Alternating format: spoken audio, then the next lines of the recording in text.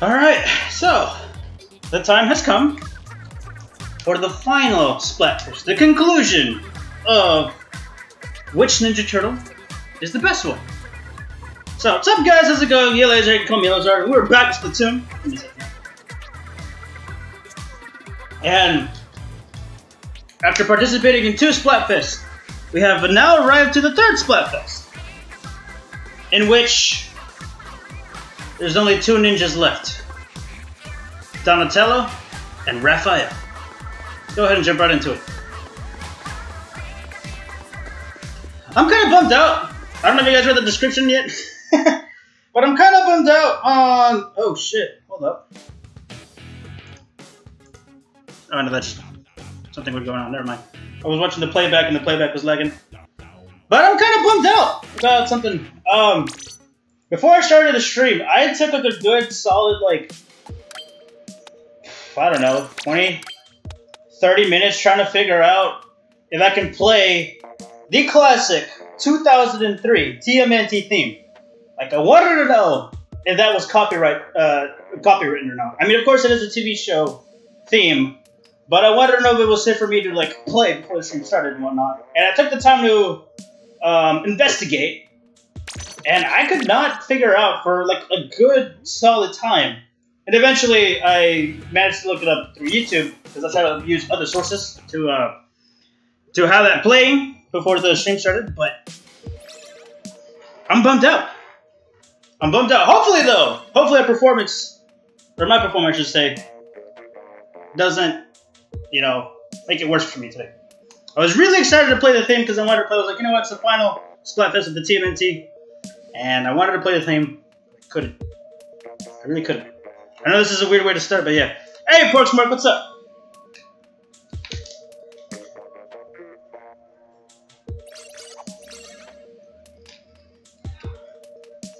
Hey, Jack, what's up? Wow, Team Rap, heck yeah. You got fun with that?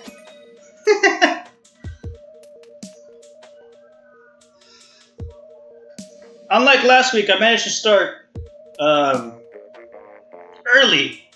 So I'm more or less going to be in the same foot as everybody else, except for a few people who managed to start, like, I don't know, 15 minutes earlier than me. I don't think it should make that much of a difference, but we shall see. You should see how things go.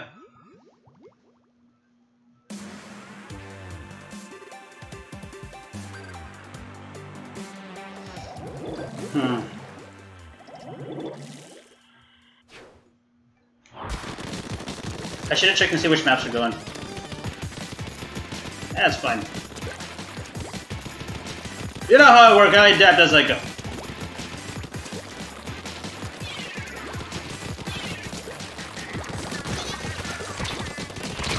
Really? Alright, how are we looking up on the map? 50-50 kinda?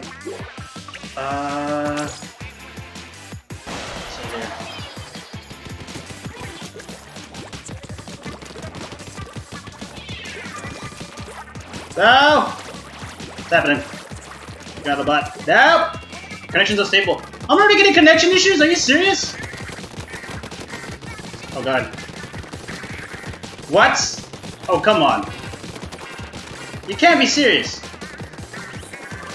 Already? Oh wow. How? Really? First match and I'm already getting asked. Okay, fine then. Damn! How in the hell? Wait a minute. First match in, the connection's already booty cheeks. You gotta be kidding me. Man, now we're just really into a really bad start. Man.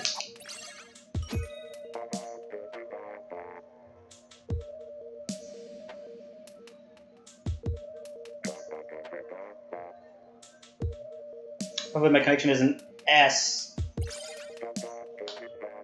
Really? Are we going to be against Team Ref?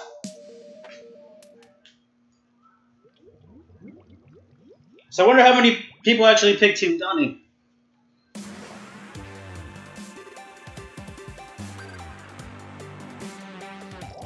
Are we jumping into the... What type of... Oh, it looks super generic. Really? I already got disconnected? Are you fucking kidding me? What the hell is going on? Don't tell me it's my end. Let me check the stream performance.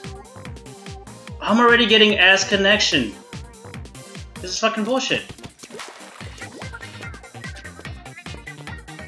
Oh, what the fuck? How am I already getting ass connection? What the hell's going on?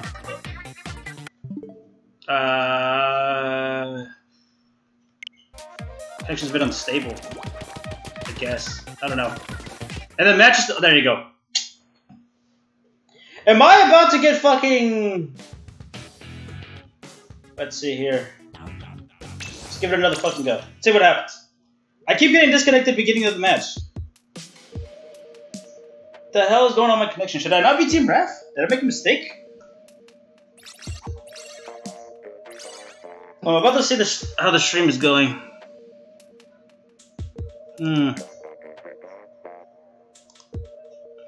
Everything looks fine on the stream's end.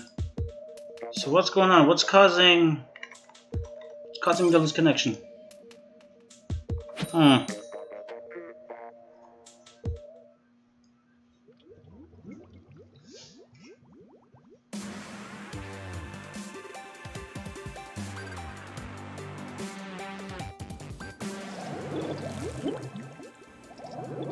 I've noticed our world power just keeps going lower and lower in each match. Right, so far so good.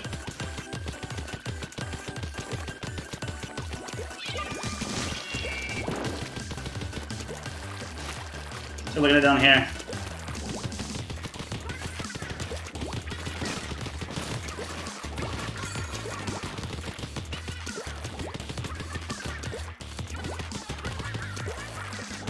Yeah, I know, right? I don't think I've ever been that low myself. And again, this is like the first, like what? Like not even half hour of the Splatfest. So I don't expect to see anything too great yet. Fuck, nope, nope. Not against my baller yet.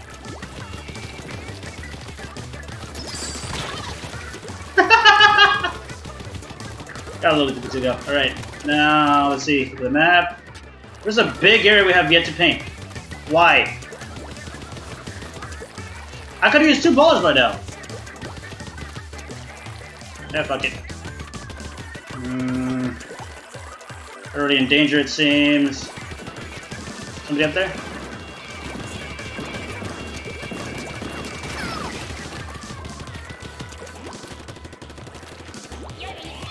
Alright. They just got another explosion. Why do you do that? Then again, the first matches are usually easy, right? Oh shit.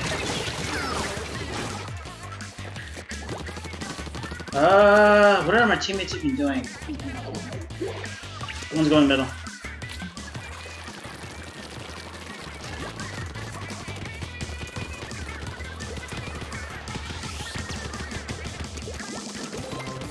There you go. Oh fuck! Landed in front of that. Trying to sneak up on him. Maybe if our teammates spread out? That should be a good spot. Alright, somebody died over there. What? Should I go through here?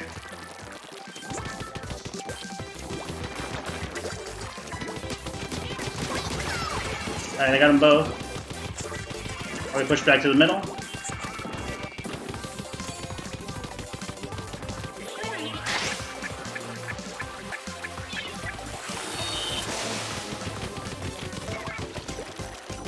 How did I cause damage? What the fuck?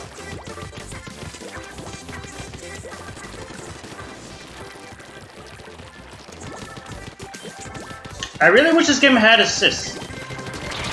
Fuck. Like an assist counter.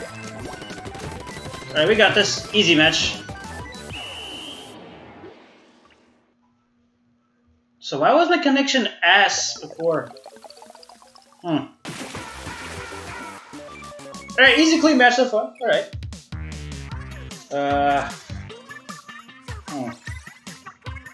And I carried. There was a big old spot they didn't paint.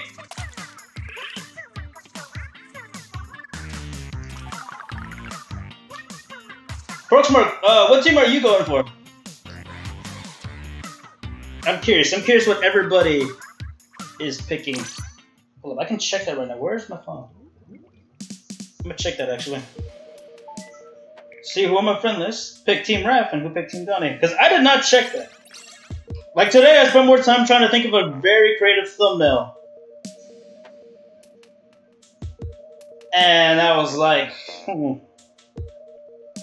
spent like a good amount of time brainstorming and then alternating, like editing the thumbnail here and there. And then I was like, you know what, I'm gonna come up with this. Alright,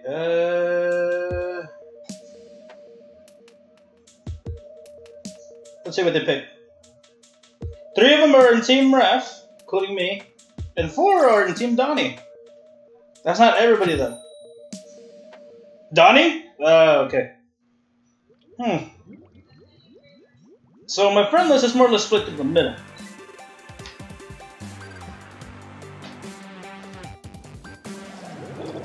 I don't know if everybody's gonna hop on tonight, because I know, what was it, last weekend, everybody was so excited over Blaze Blue. When the demo dropped for that, everybody got really excited, and then the focus for any other games, like, dropped. Oh, fucking, are you serious? Game, don't start. Internet connection, don't start. I'm trying to chase this guy. He's not gonna know what happened. He took the hit! Hell yeah! Alright, alright. Oh shit, he's up there. Got him. We take the area back. We're looking at the map. They're through the center again.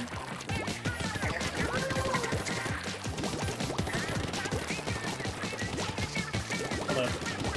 Somebody up there? No. Ah, I didn't get the other person. Damn it. What's up, Sleepy Sleep? Tell me that base. What was that base?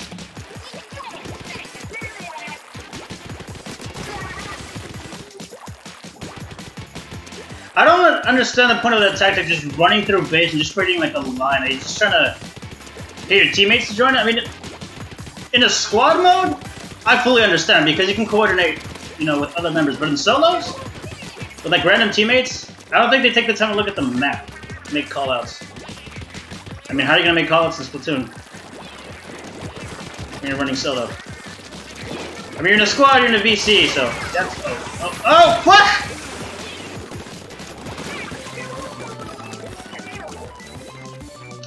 You're actually sleepy? Shit, we're losing. It's not good. Let's see here. Somebody's watching over this area, right? We can get a baller going. Could be any second. And a bit more. Oh, what? Oh, fuck. Man! I hit the baller too late.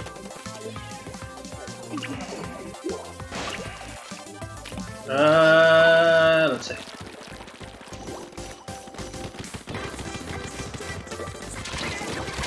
Oh, are you serious? I think we lost this one. L, yep. First L of the night.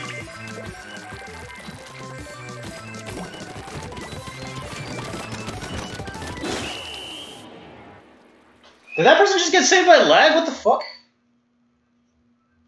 Yeah, no, there was no way we were coming back. What happened to my team?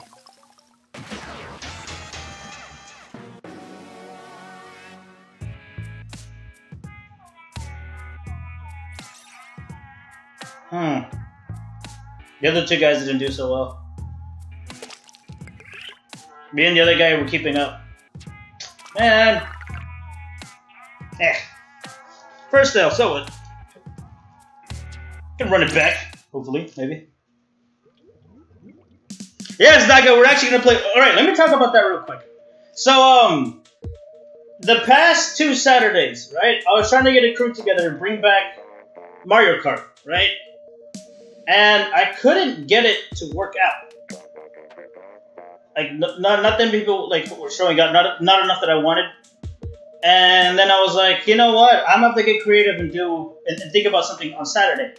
And originally, I was gonna do a single player game, do it as a one-off, so it was like a single episode stream of that game. And then somebody mentioned to me, yo, Uno's discounted on the Switch. I was like, bet? And they're like, yeah. So I checked it out, bought Uno. And I mentioned that, like, on Twitter, right? And everybody was like, Uno? On Saturday? Facts? I was like, yep. I'm gonna give it a try, see how that works out. So I'm gonna have a couple people in the voice call. We're gonna be chatting, making fun of each other, talking shit. Try to see who's the king of card games. It's gonna be all around Luna. We're gonna see how that goes out.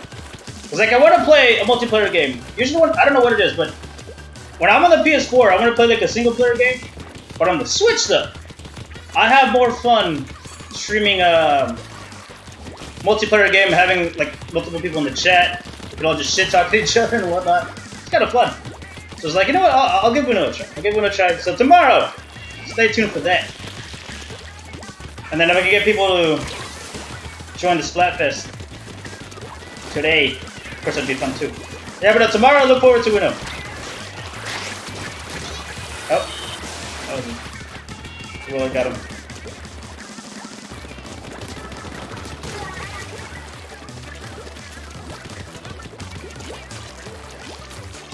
See here. These guys are probably mad. We're painting their base. No, he died! He's like, booyah! You know what? How come they didn't change the booyah to Kawapunga? Just for the Splatfest. Oh, get jukes.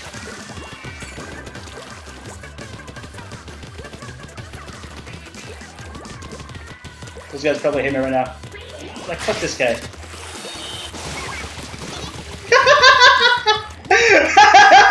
Am I right? I should probably camp at base. It's the most cancerous thing to do, but fuck it.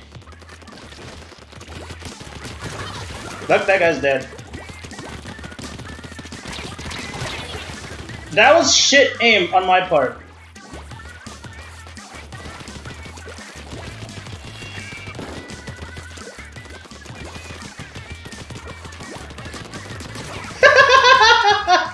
My teammates better be painting the rest of the map. Oh, nope, I don't wanna die. I can't die. Fuck.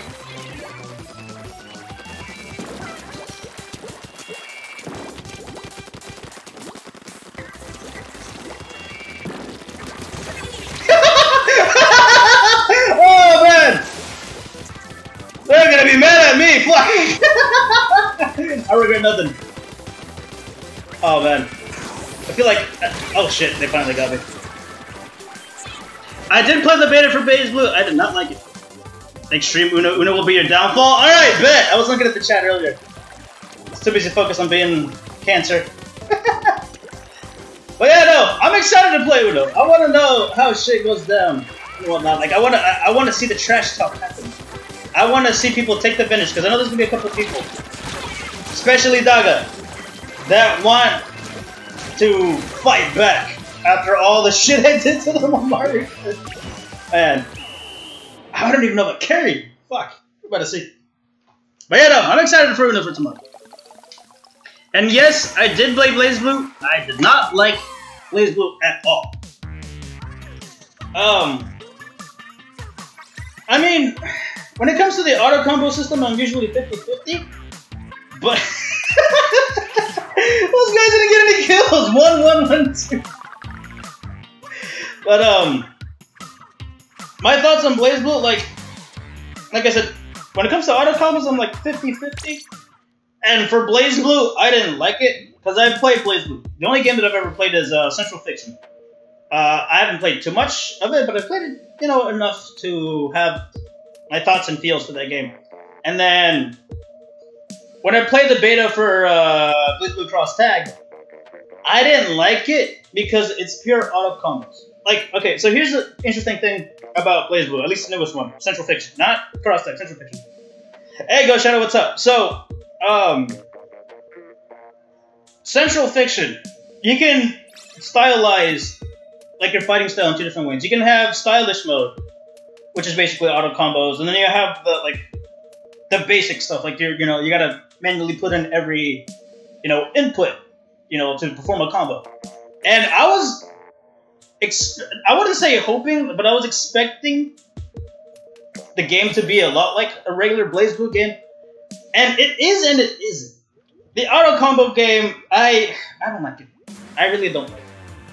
And I was disappointed personally. I played a couple of matches. I messed around with a couple of characters that were clearly fucking broken. And I'm just like, you know what? I'm gonna delete this demo and never touch the game again.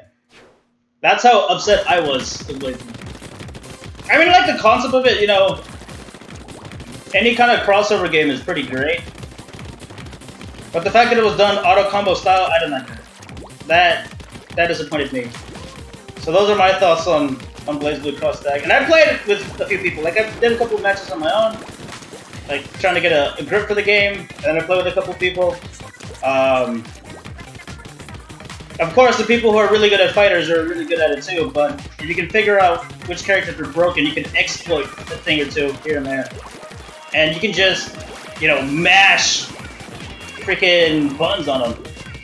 And that's one thing I didn't like. Oh, shut up. But yeah, that's my thoughts on Cross-Tag.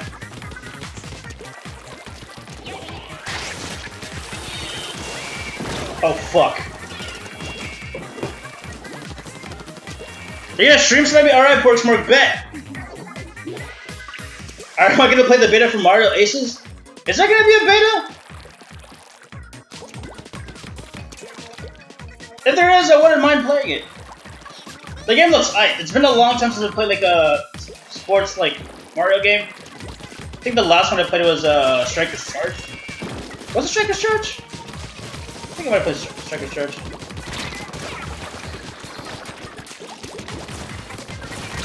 Fuck! I almost had it. Yeah, I gotta... Yes, there is? Okay. What do you mean I gotta go up to this game? In this game or Cross-Tag? Because I mean, so far I'm being chill because it's like the first matches. Things aren't gonna get interesting yet. Once I start ranking up, once I spin on the Splatfest for at least a good hour, that's when things start getting really challenging and difficult. At least in my opinion.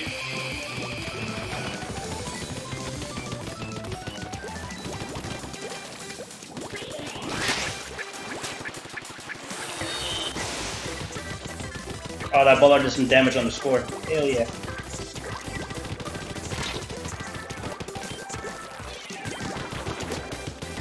Where are you going? Alright.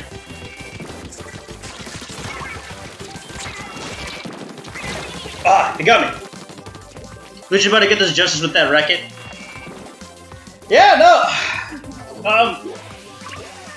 Trying to think which sports games I've played, that are Mario based. I played one of the golfing Mario games on the GameCube. Was it the Toadstool Cup or the Toadstool Tour? Something like that. I played that game. That game was fun, and then I played both of the Super Mario Strikers. I enjoy the GameCube one a lot more, because I mean in the Wii version they try to add like extra. Ooh. Wait a minute. Did we? Yeah, we did. Fuck. Anyways, going back to Mario Sports game. I didn't like the Wii version of Super Mario Strikers because they didn't try to incorporate extra controls that I thought were necessary. I mean, the game was fun, but it was alright. Yeah, I played that on the GameCube. That was fun. I borrowed it off of a cousin, and like I said, going back to Super Mario Strikers, I didn't like this. No, it was fun. It was fun. I was able to enjoy it. But compared to the first one, they added a bunch of controls that I believe were necessary. Like, in the first Super Mario Strikers, they were able to do, if you played a leader character, so basically any, Mario main character, you know, Mario, Luigi, Donkey Kong, Peach, Daisy, and whatnot. If you charge your kick, you can pull off. I forgot what it, I think was. I don't know if it was called a striker kick or something else, right? But this kick is literally like a special kick. You know, have custom animation. You have to do some timing on it too, because there's like a little bar, and there's like a needle moving, and you gotta press, you know, the kick button at the right moment, in the right spots from the bar. I forget the technical name for it, but it's one of those things, right? And if you pull it off correctly, you would normally be guaranteed a goal, unless you're playing against another player, and if you press the block button at the right moment, you can more or less counter it. But in the Wii version, they make you get the Wii remote, right? You have to play this game with Wii remote, by the way. I don't think you can play it without it. And motion controls are incorporated. And what happens is that once that mode is triggered, right?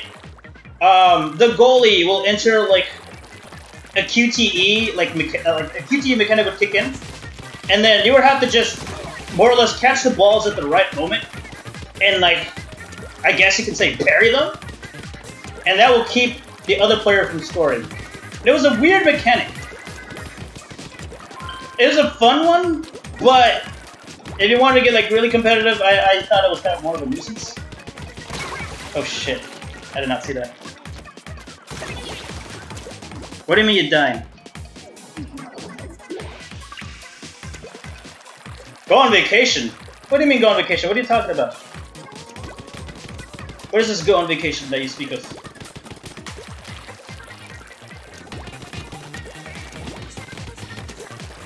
Yeah, why is it that the first few matches in this Splatfest are always so chill?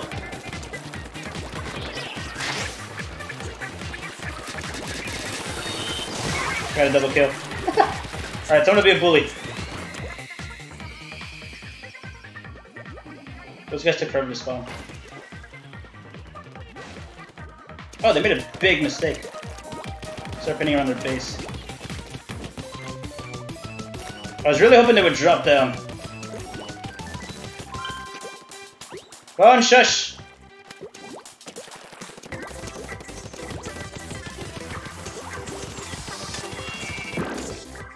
Yes, come here! I'm totally not spawn camping. I swear. Oh! Got him! He's probably mad! Yes, come here. Come closer. Come close. Oh, fuck. I potato. What's that? Oh, what are you sick of, shit? What's happening? Fever, flu, sore throat. You caught a bug. You got little runs. What's happening, man? What's going on, Chip? Let's see. Alright. Let's get this guy.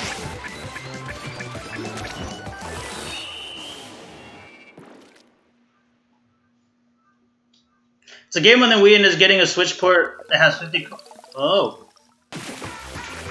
Ugh. Sure, we should go get yourself checked, man.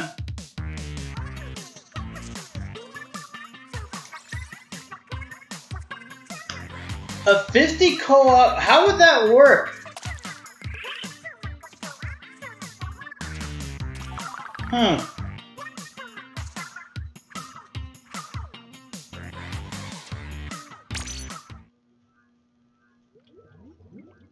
So would it be like a Wii Sports Island or some shit like that? And there's like hella people all over the map, and you can just play random games with them. Chill is becoming boneless. Oh, it's an independent title? Really? So, all right. So, can someone confirm what I'm trying to say here?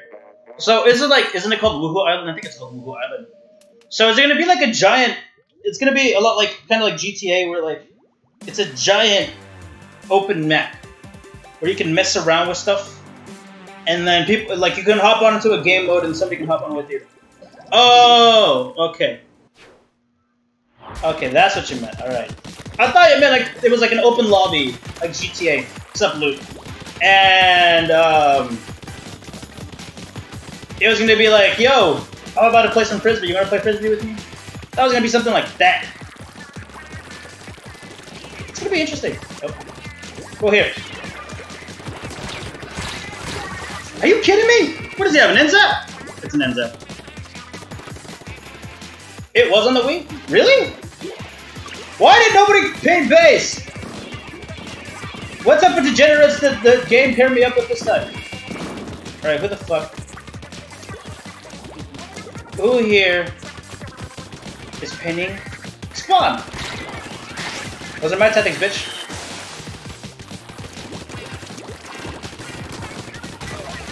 Alright, we finished him off, I'm fine with that. My team actually put some leg into it. What the heck happened here? Alright.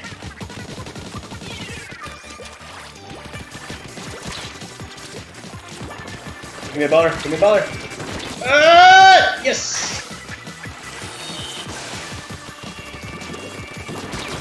Got him. Oh man, this fucking... I swear, the 52 gal feels fucking criminal sometimes, man. Ugh, I love it. Look at that shit. Damn it! No, come back here. Are you serious? Oh, hold up, I got some hit markers, wait a minute. There you go.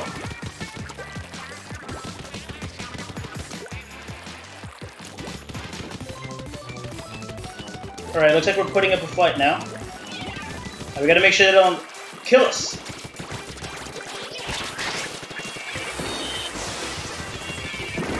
I went pretty far. Fuck! Why do people keep going? Oh, the cross kill. Alright. Are you serious? No! How did that? Okay. Never mind. Don't question it. Don't question bullshit kills. Like, I wasn't even aiming at him. I was more focused on trying to dodge his fire than shooting at him.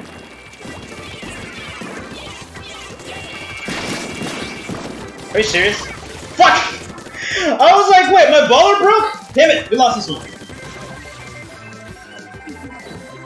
They're teaming up in a raccoon? Wait, Ghost Shadow, what the heck is going on? The raccoon be walking into the wrong hood and your cat and dog will be like, alright, let's go whoop his ass. My team is lacking, man. Fuck. Brawl isn't really that good. I like it. I like it. I don't know if it should be nerfed or buffed. Like, I like where the baller is at. I need to check the patch notes and see if there was any changes in the past with it. But I like where it's at.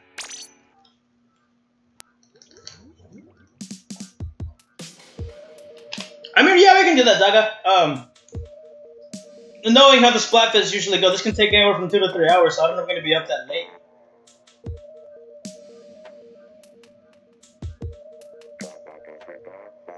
A mediocre year? What would be a mediocre year?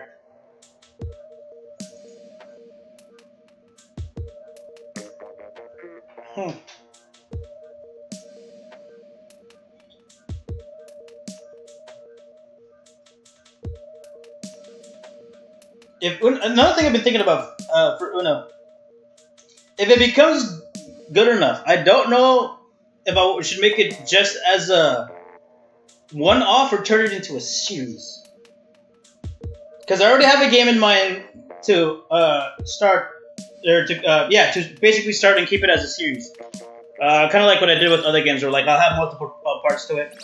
But you're gonna expose Ace? All right, bet. Expose him.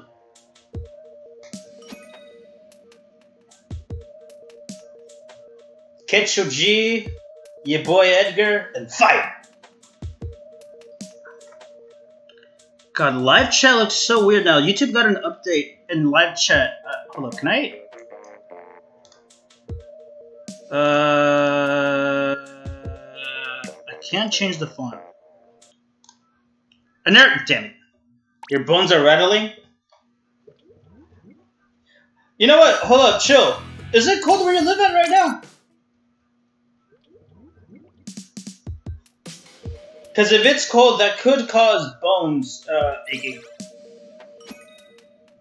Because sometimes your body can absorb way too much cold. And you don't feel it in the muscles, you feel it in the bone, but it ain't, but you feel cold?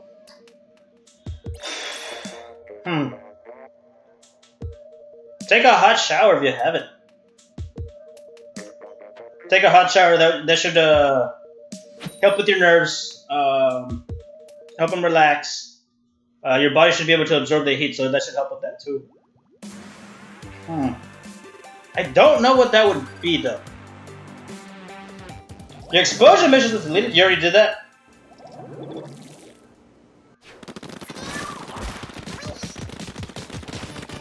Remember when the game lagged so bad you're like a couple of frames behind everybody else? Y'all saw that, right? We're like ready, set, and everybody was already leaving.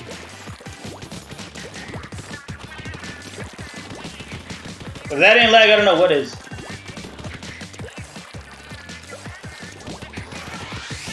Ink armor? Bet. That guy's trying to escape. Should I give chase? Or should I keep on checking?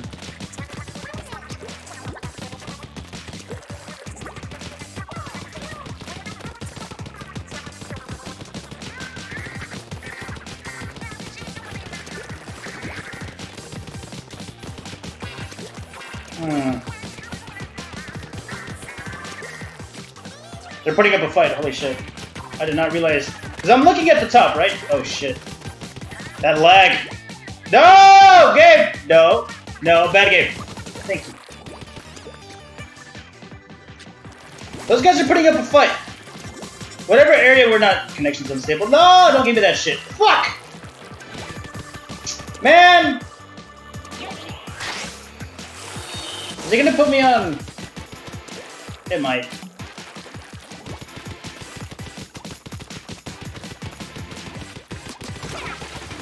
I can still kill? Wait a minute. That's usually not a thing. Aha! They're in danger now! I'm winning! Yay! Ah, fuck.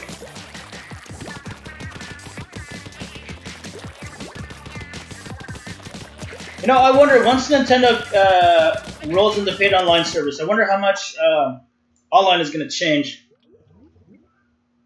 This nigga Ace used Noel and did the down X the entire match, and I beat him. Still, how you do it? You know who I found, in my opinion, are the two most broken characters? Okay. 5 minutes? Are you serious? I gotta wait 5 minutes. I've never... Oh, wow. Wow. Alright, in the meantime, hold up, what do you want, Jude? Oh, no, collected my seashells, right? Oh, one? Well then.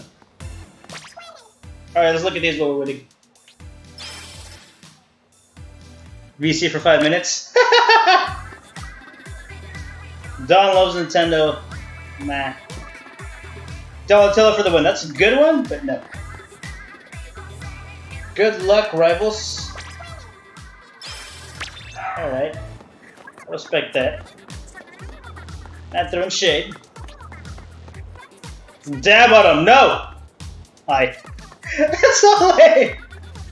But ninjas, though! Actually, I take that back. I like pirates more than ninjas. But I mean... That art's pretty cool. Yeah, no, if there was ever a Splatfest between pirates and ninjas, I would totally go for pirates. Ninjas are cool and all, but I mean pirates, come on, man. Team 7? Bet. Anyways, going back to what I was trying to say earlier, the two most broken characters that I found was number 13. Her light, her light attacks are pretty... That is... Look at this art. I cannot compare to that. Look at that. That is so fucking dope. I can't draw like that. I wish I could, but I can't. Going back to what I was saying, number 13 I found broken because her light attacks, they're alright, just like any other character, but it's her range attack. She has a range combo that is so fucking stupid. You can attack from like halfway across the screen, if not more. Alright, she's broken. And another character that I found that was broken too was Wallstein. And Wallstein, yeah, sure, he has a big hitbox. Okay, this is kind of cute. This is kind of cute. This is kind of cute. He may have a big like hitbox, but he has the reach of a fucking Marth grab. So if you have a team of number 13 and Wallstein, you can pretty much control the screen. It's a lot like what was it? Marvel's Capcom Infinite? Who was it? Having Ultron and Thanos. If I believe those are the two combinations, like those two guys, if you had them on a team, you can control the screen. I don't know what that is. I'm trying to think of what that is, but... Anyways, with number 13 and Wallstein, you can control the whole entire screen and just have people fucking trapped. And it's so gross. Like, once I built that team, I was like, you know what, I'm done. The Geek shall inherit the Earth. I like your thoughts, but no. Wait a minute. Can I? Hold on. Yep. It was... What was it? I'd crush it. You can actually... I didn't know those were a thing! Wait! Yo! You mean to tell me all these Splatfests that I've freaking been in, I didn't... Oh. That's actually dope!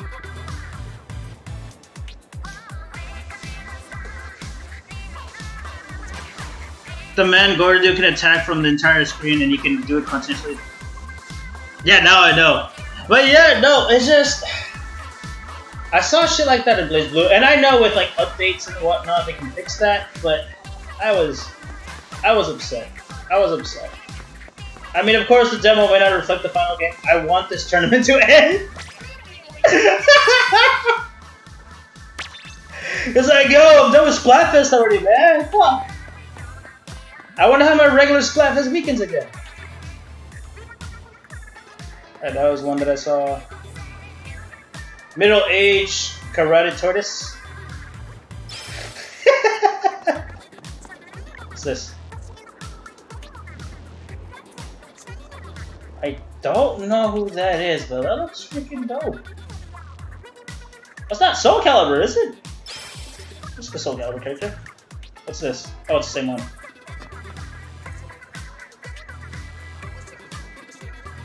Is not literally good in combos? Oh. BlazBlue, not BlazBlue. I don't even play that game and I know how to pronounce it. I don't even care, man. I'm not gonna be a weeb and try to pronounce it how it's pronounced in Japanese. I'm calling it BlazBlue. If it's spelled BlazBlue, I'm calling it BlazBlue. And the way that I think the way the Japanese people say they say BlazBlue or something like that. If there's an R somewhere, I don't know. They pronounce it weird. Or hold up, is it actually BlazBlue? Wait a minute, I'm gonna look this shit up. I'm about to find out if it's actually spelled BlazBlue. BlazBlue or BlazBlue? Oh, it's actually... Wow. It's actually spelled BlazBlue. I'm done. I don't even give a fuck. Oh, it's pronounced BlazBlue, but it's pronounced... Okay. Rip stream. We're just trying to kill time, man. Take the time to chat. Dang, what happened? Starts. What do you mean, what do you have to start? Look at the rest of this art. Let's go, Team Wrath. Hell yeah. I need to find out what this is. I get the feeling that it's Soul Calibur, but I could be wrong. Don't know what that is, but it looks pretty fucking dope. Let's see what Team Donnie has. Tortoises. Good luck. Team Donnie, that's actually pretty dope. Remember to buoy back and do not quit. Wait. Can't stress that enough. Why buoy? What?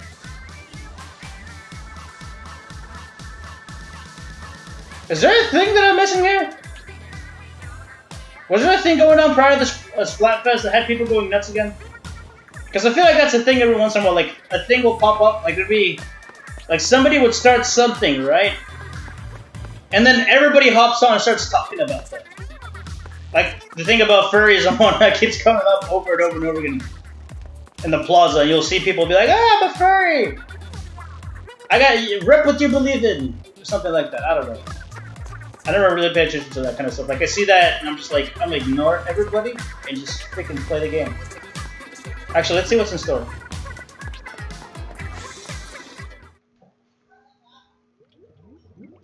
Or Dead or Alive, that's right, because they have a lot of female characters too. Alright, what are we looking at here? Urchin Cap. You know, I always wanted to get some aviators. What's the last ditch effort? Boost in recovery rate and for the last 30 seconds of battle.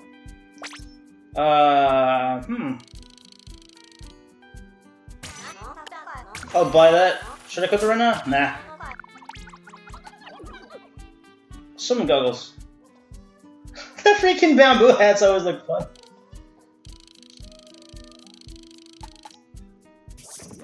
Alright, let's look at the fresh shirts. Part-time pirate. Respawn Punisher. I thought about messing around with Respawn Punisher, but I don't like the concept. Like, it's cool, but then it isn't the same thing. Increased respawn time, the special gate spawn penalty for you and any player you splat. So it's like... So like, at the cost of my special gauge and respawn time, like, I will sacrifice my stats so that when I kill you, you too will also lose your stats. Kind of interesting. Varsity jacket. Blue cuff. I can smell the edge off of this shirt. Why does it gotta be red and like black and then like one part blue? Why? Let's look at the shoes. Soccer shoes. Ooh. Oh, really? But it's... I wanted to mess around with Stealth Jump. I'll buy them. Gotta cook them though, right now. Because I wanted to mess around with Stealth Jump. Because I have... Let's see here. Let's go look at their gear real quick, and then from there we'll see if it's time. Oh, yeah, that actually looks pretty dope too. Oh, I already gave it a fresh. Alright.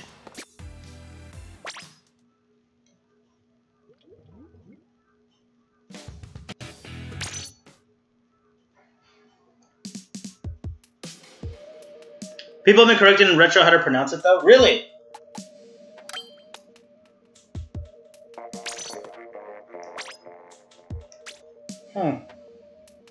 So here's what I was hoping to see. So Stealth Jumper, right? It's a main ability, right? So you have the main ability and then you have the 3 additional ones. And whenever you re-roll them, you can only re-roll the bonus and not the main one. If Stealth Jump wasn't a main one, I would take the time to collect ability chunks and combine it with this. Because this thing has what's known as a drop roller. And I messed around with the drop roller. I should have backed the shoes out though. But I messed around with drop roller, and I find drop roller to be very interesting. I messed around with it a couple of times and did a couple of jukes on people. Should have recorded those, but I never did. But it's an interesting skill. I don't see that many people using it. And I can see the reason why. If you have splat dualies, then there's no point of using the drop roller. I mean, once you squid jump and you land, you can just roll, right? And that might be even better than using the drop roller skill, because when you roll, as everybody knows, with the splat dualies, your fire rate increases until you move. But this is kind of an interesting ability. If there was a way to combine drop roller and then stealth jump, that will make you fucking nasty. Because you can sneak up on people, and if you're about to land in a bad spot, you can roll out of trouble and shoot him. That's the reason why you would want drop roller. Like, let's say you're trying to squid jump onto a teammate, and the teammate dies, and there's somebody waiting for you to land on the exact same spot. The moment you hit the ground, if they don't shoot you mid-air, the moment you hit the ground, right, you automatically roll whatever direction you have the L stick, you know, tilted. You can automatically roll, you can catch them by surprise, and then you can take them out if you have a pretty good weapon. That's why I like messing with the drop roller. I think, what did I do? I think I combined the drop roller with, of course, the 52 cal. I've also done it with the Clash Blaster. And one time I did it with the dually sculptures. Like, I had the shoes on just to rank them up. I should have ranked them up all the way, though. And I was trying to go against a sniper who had the high ground. I was able to shoot him, right? But the sniper was waiting for me. And the moment I landed, I rolled and he shot. So he had to charge up again. And while he was charging, he had no place to hide, and I took him out. Alright, let's see. Let's see if the cooldown is done.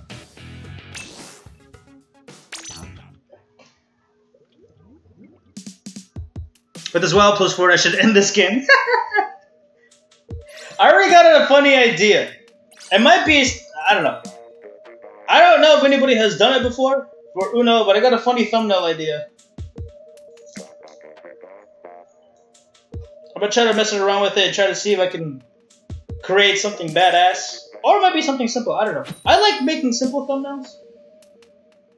As you can see, you can take the time to look at the thumbnails and they're not too elaborate, at least in my opinion. But, I don't know. I want to see if I can mess around with the thumbnail, come up with something funny. If not, I'll probably try to keep it simple. What is it? I don't want people to know my thumbnail ideas. This is a secret. It's a secret. If I tell people my thumbnail ideas, right? Like before the stream comes up, they're not gonna be surprised. I have made some funny thumbnails. I think probably one of my favorite ones was the Monster Hunter one with the basic beast monster that drops explosive scales. I really like that thumbnail. That thumbnail had me laughing.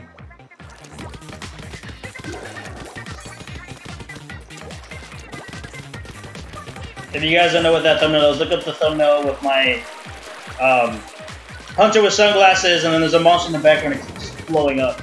Because all I did that stream was grind for that monster. That was it. Like, I needed rare drops from him, and I got the rare drops I wanted. Where y'all going? Oh, they knocked both of their shields off. Nice. What is that guy doing? Did he lag out? Oh, the dapple... That guy I was shooting at, he lagged out. Fuck. Man! How about another kill? I'm looking at the map. We should probably push forward. Those guys are a man down now. How do you feel, Bucket?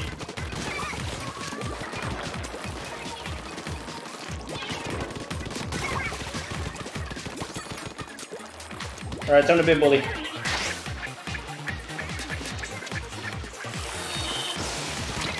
Really? Wow. Hit him with the re. That was fucking fun. I don't know what it is, but whenever I... Okay. So, there was a highlight video I made for Monster Hunter, right? And as well, if you've seen my Monster Hunter like streams, there's a mechanic where you can mount the monster, right? When you mount the monster, you can, you know, mash, you know, the attack button. And if you mash the attack button just right, well, not just right, because it's not always guaranteed. You can usually pull off a weapon art after you've damaged the monster enough.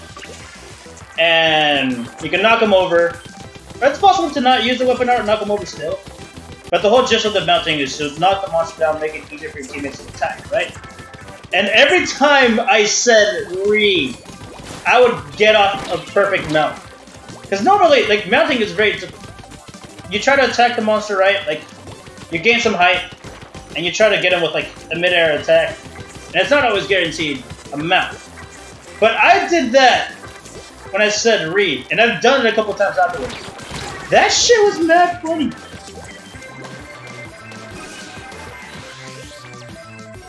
Team Mikey? Because Mikey isn't in it! Anyway, sup, Ragnar. Because Team Mikey isn't playing anymore. Now it's between Team Donatello and Team Raphael. I was like, you know what? I picked Team Raphael the first, Splatfest tournament, so I'm gonna pick him again.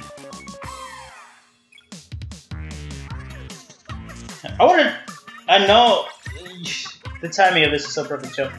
Chill, I wonder, did they integrate chat and the console version of YouTube? Because I heard rumors that they were going to do that. Oh, I just realized I picked the other shoes. Why did I pick the other shoes? Hold up. No, change gear. All my other shoes back.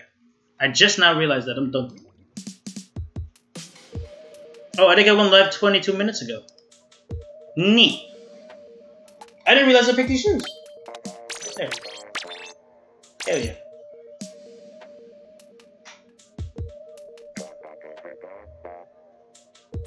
They didn't, damn.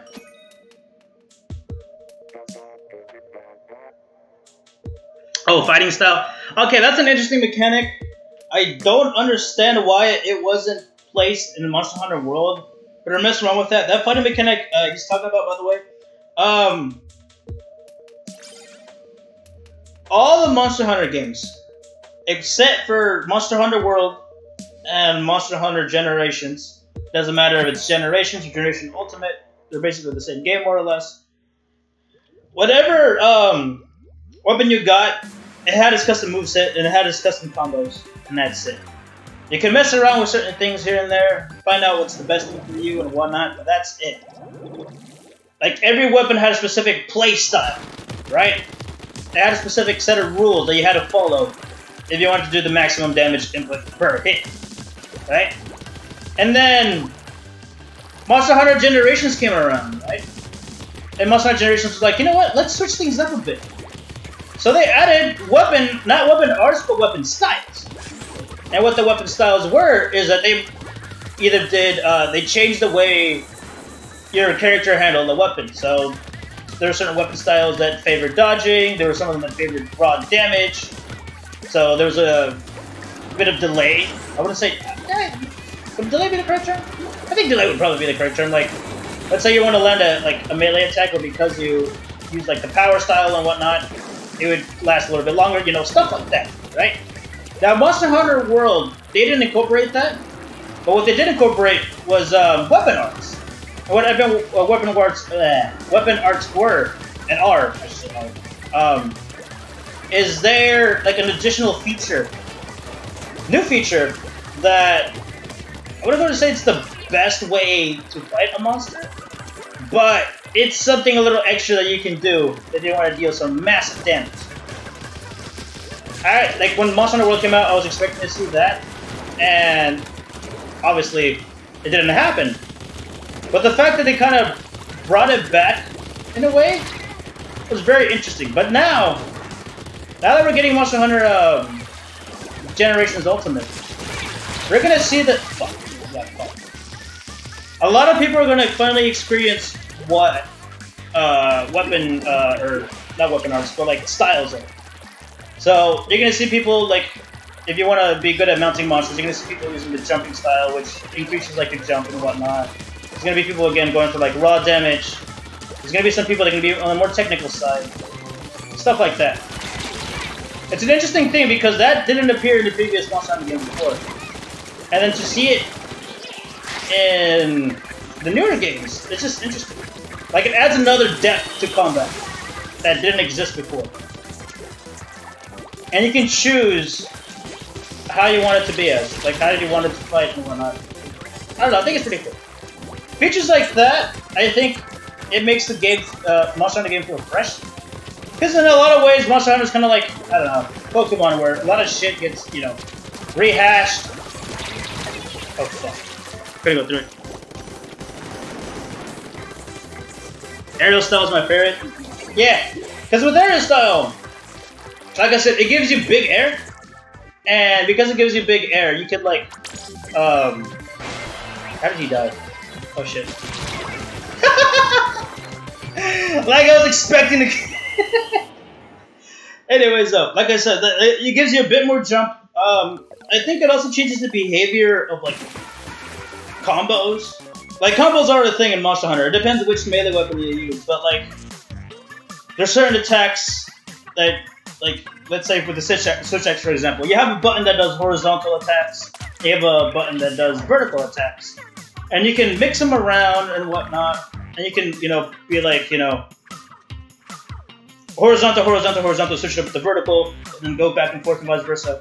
And then there's certain styles that change the combos up. So again, it just really adds another depth to combat, and you can choose how you want it to be. To me, I thought that was pretty interesting. It was an interesting mechanic. I messed around with it.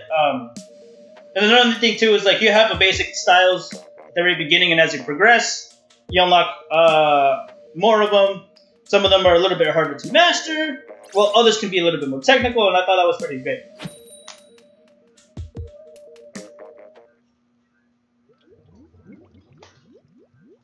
Yeah, that's pretty much it, that guy, yeah.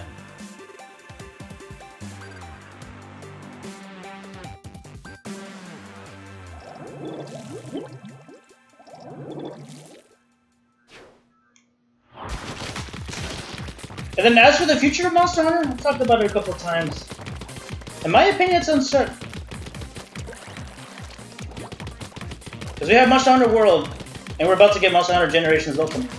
But it's technically been out for, you know, a while. That game is going to be, like, that game coming out, the reason why it came out is because Monster Hunter World getting a lot of traction. But I don't know if it's going to receive the same type of support as World is. Like, as the year goes on, we're going to be seeing more content for Monster Hunter World coming out and stuff. But for Monster Hunter Generations, I don't think so. But then again, that game has a lot of content in it as it is. So even if they don't add, like, new DLC for people are still going to take the time to, like, invest a good old 300 to, like, 400, and then maybe if you want to take the time to get all like really good stuff, get to the nitty-gritty of the game, maybe take like about 500 hours. World isn't like that. I wish it was, but still a good game nonetheless. So I don't know. Who knows? We might not get another Monster Hunter game for like another 3, maybe 4 years, in my opinion. Oh, what? Oh, it's a fucking spoofer, that's what.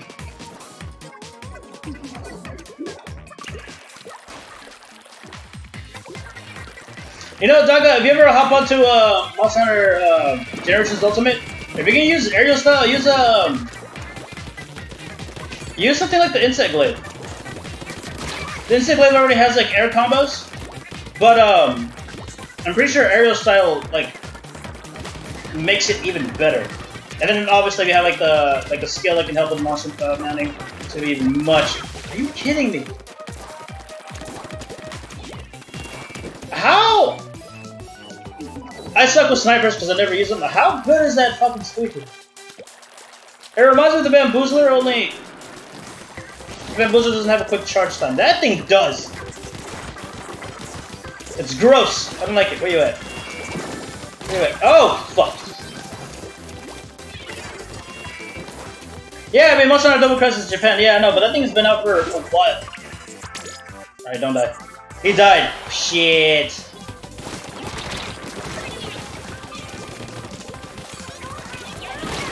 Oh, fuck! I hate that little tiny fucking window when you go into a fucking baller. You turn into a ball and there's a tiny window where they can still fuck.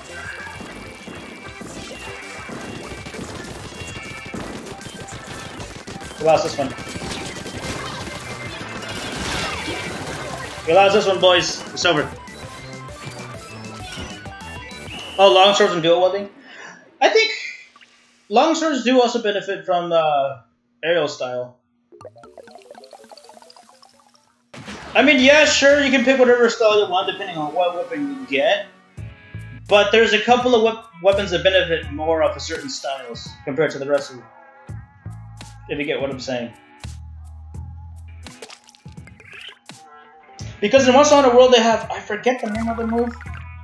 But there's a move for the longsword where if you have enough meter, you do like a great leap attack, and then on the return as you're landing, you get him with like a heavy sword strike that does a pretty good chunk of damage.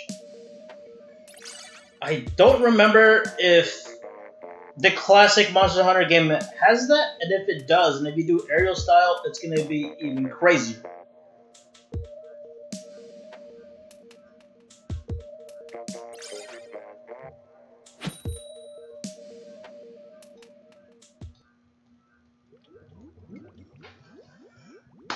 Not gonna lie, my my wrath power is kind of low.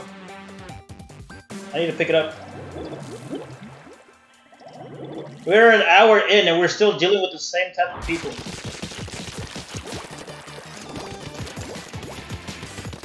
I need more turtle power.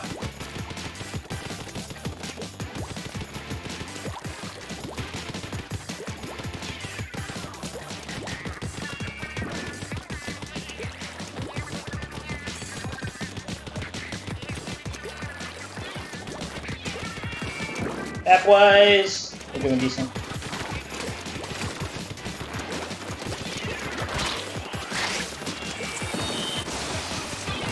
I got somebody through all that. Third kill? Nope. And somebody went behind me. And I got him like that.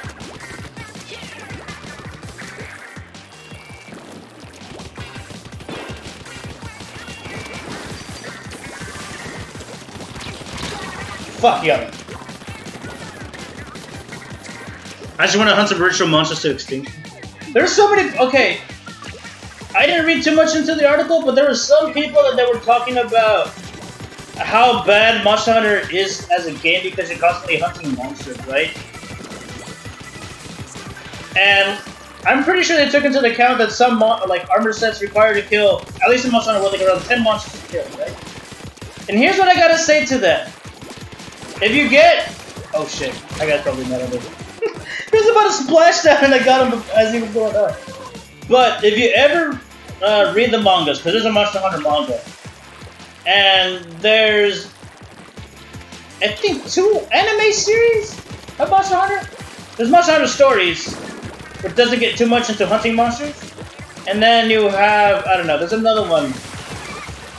But I'm pretty sure, if you're taking time to look at the real Monster Hunter lore, Monster Hunters don't actually need like fucking 10 plus hunts of a monster to craft armor. Usually, in the first hunt they craft all the stuff they want. The reason why they make you do it so many times in the game is just, you know, for mechanics' sake. You know, because it's a grinding game. What would be the fun if you just got all the armor you wanted, you know, within one single hunt? And imagine there being like 80 monsters. That would be a terrible game design. So like, you know what? Let's make it work for, you know, a freaking rare item. So that's how Monster Hunter works. Like I said, I didn't read the article, so I don't know what the article is about. But I'm pretty sure that was their argument. Like, as a joke, the Monster Hunter fan base is like, alright, give me a sec, I gotta kill 20 of these things, and then kill 10 of these things, and then I gotta get some freaking stuff from other stuff, and then my armor's done. Hunter monster. Yeah, no, and see, and then there's, okay, so, and here's another thing about lore, too. For those who aren't familiar with the lore with we're doing the Splatfest and we're talking about Monster Hunter. So for those who aren't familiar with the lore of Monster Hunter, right? The biggest issue with all the nations of humans and, you know, Wyverians and whatnot, because there's more than one race of, like, sentient creatures. Unlike our world where we have issues between other countries and whatnot, for, like, political reasons, the politics of Monster Hunter World is, yeah, sure, there's kingdoms, yeah, sure, there's different nations and whatnot, but the nations aren't at war with each other. If they're at war with anything, it's with nature itself. But, they're not hunting things down to extinction. To an extent. You have a thing called the, God, I forgot what was it called. Man, forgot the name. I'm trying to think of the name and I can't think of the name. But there's more, like every person that becomes a hunter, they more or less become licensed. And they're all part of like a worldwide foundation, so to speak. Right? And they take the first priority, right, is to study monsters, to understand how they are, how do they behave, and how dangerous they are. The second priority is if any monster is a threat to like a settlement, they must hunt the monster off and kill it. Do they outright kill all the monsters? No. Normally no. And I can tell you this, like right now, one of the recent games to come out, obviously Monster Hunter World, one of the events, it's a recent event too, called the Terra Siege, right? Now, the lore behind the Siege mission that you get to do is that an ancient dragon that's covered in gold, right, was non-existent for quite some years since its first appearance, right? So they're like, you know what? We find traces of the monster. Turns out the monster is back. We want to study this monster. But instead of killing the monster, they're like, you know what? Just bring us the horns. That's all we need. If you want, I mean, if you can manage to like get other parts from the monster, that's fine. But our main priority is the horns. We want to study the horns so we can get a basic idea of what this monster is, and obviously from observing the observing. By observing the monster, you can kind of get the gist of how the monster is. If freaking all the hunters in Monster Hunter were barbaric, right? They would be killing everything in sight, and they don't do that. They really don't.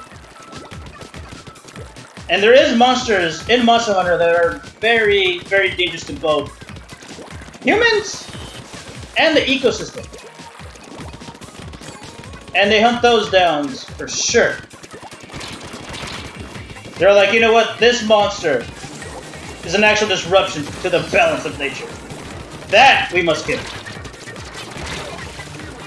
If there's any monster that's like a threat to any ecosystem, doesn't matter if it's something like the Devil Joe, doesn't matter if it's something big like the Xenojiva, which appeared in Monster Hunter World, something big that can wreck shit, that tends to get killed off.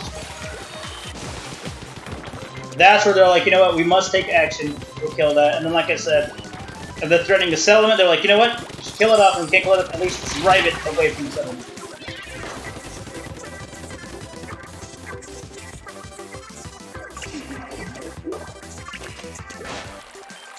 A lot of Elder... Okay, in terms of mechanics, Elder Dragon fights are more or less like at the basic level, they're any kind of monster fight you've done before. The only time I think fights get interesting is when they're siege-based. Meaning, there's more than one phase to the fight.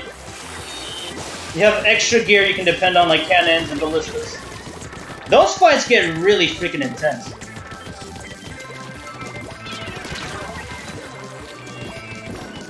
The Terra Siege. What was it?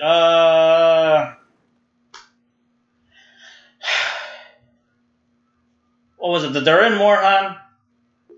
Let's see what else. Don't remember the name of the other monsters. There was like a giant sand whale. That quest is usually like a siege quest. You have the Sadis and Goldbeard Sadis. Those are kind of like siege quests too.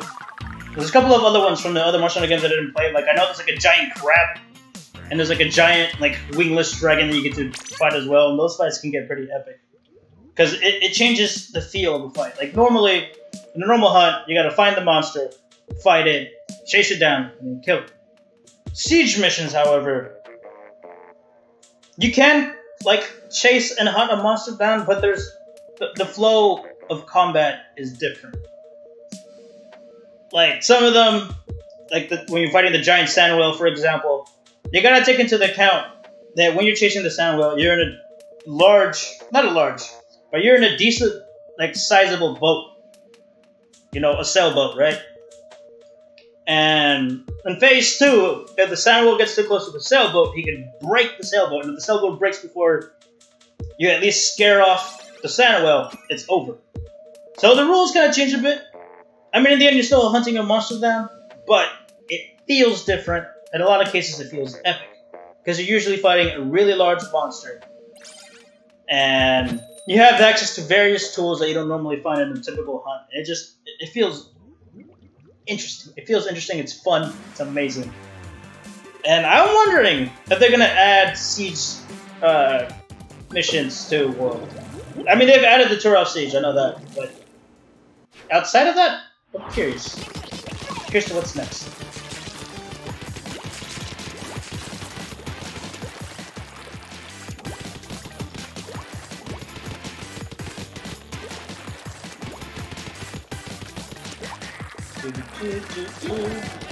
How we doing? They're putting up a fight. Oh, he got me. What does he have? Enzat. Of course. Is there a Monster Hunter fight that takes place in the skies? No, not that I know of. That would be kind of. It would have been an interesting fight, nonetheless. I don't know if that would be it. I'm trying to think. I don't think so. I feel like there isn't. That would be a cool concept, though. Because there is airships in Monster Hunter World. As primitive as the society looks in Monster Hunter World, they got some technical stuff. Airships are a thing, and aerial hunts would be very interesting. Obviously, if it's going to be an aerial hunt, it's going to probably be like a siege mission. So it's going to have interesting mechanics. Oh, did he survive? He survived. Nope. Fuck, you got me. Because, I mean, there is, like, quests and whatnot where you'll encounter, like, flying monsters. But, like, an actual siege mission? I don't think so. I mean, if somebody wants to take the time to correct me on that, go ahead. But, I don't know. That would be interesting, though. I do know that there's this one weird-ass monster that, like, it constantly floats. But then when you fight it on top of a tower. So, I mean, I wouldn't consider that like a sky fight. Like a fight in the sky. But yeah. I mean, there used to be underwater fighting at one point. A lot of people didn't like it. I did. That came out in Monster Hunter 3. And then I played Monster Hunter 3 Ultimate. And I got used to the underwater fighting. When I heard that they took the mechanic off, I was upset.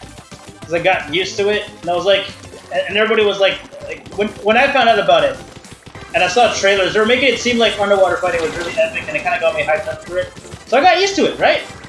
And then Monster Hunter 4 came out, they're like, oh, by the way, underwater like fighting is not going to be a thing anymore. I'm just like, damn it! I want to be swimming underwater. Monster's going to catch his freaking axe. And I got to keep an eye on my oxygen gauge. A Kraken? No. Oh shit, did we even win? We did! Confusing setup. Kraken? No.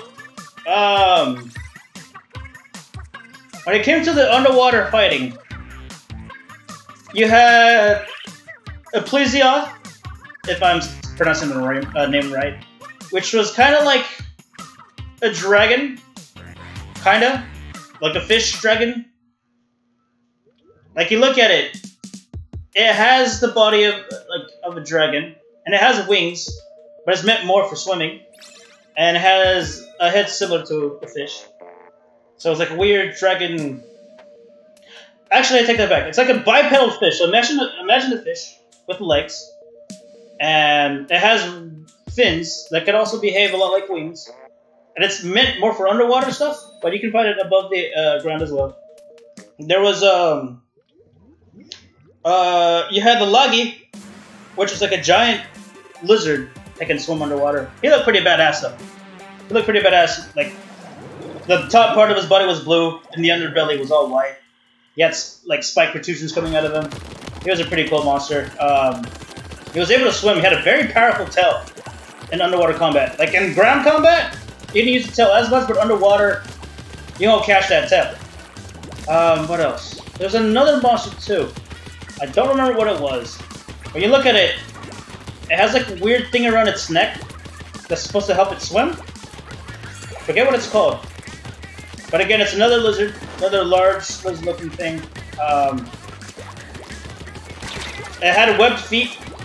I guess the Logicross had webbed feet too. It had webbed feet and... I'm talking here, trying to Splatoon, and shoot my ass. Fuck. But the other one, like, the web feet were obvious. But like I said, it looks like a regular lizard with like weird... Oh, that was a bad idea. Why did I do that? What else? What else was underwater? There was the infamous Gobo, which looks like an amphibious... God, I don't even know how to like describe this monster. There was like this monster, right? Imagine like a pufferfish. Are you kidding me? How in the hell? You gonna go to sleep? Alright, say go shower. Man, I'm not done explaining the underwater monsters. There's this Gobo, right? When you look at it, it looks amphibious. And like I said, imagine a pufferfish. But you know how the pufferfish, their body is like... God damn it. You know how the pufferfish, like, its body looks exactly like a fish, right? The Gobo had pufferfish like qualities where if it'll hit enough water, it would puff out. But when you look at it, it looked more amphibious. It had spikes around its back, and when it was in its platform, instead of its body having like a vertical shape, it was more horizontal. I'm doing trash. I need to focus.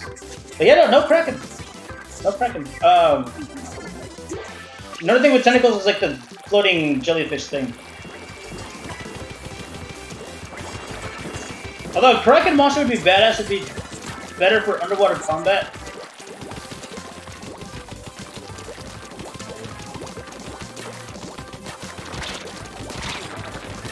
Come on, die! Damn it, you got me first. I just realized the name is The Way. How did I listen to that? I need to freaking focus. Like, you keep getting sidetracked, and it's... Ah, whatever. I guess it gives me something to engage and talk to you guys about.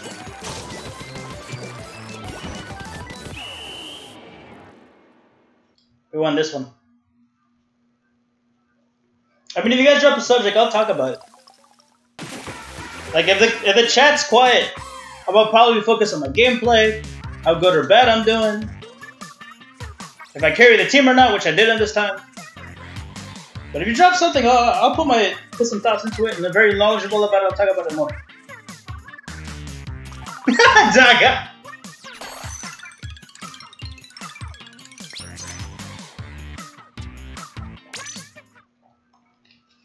You know, for reals though, if we're talking about Deadpool and X-Men and all that, if Marvel, alright?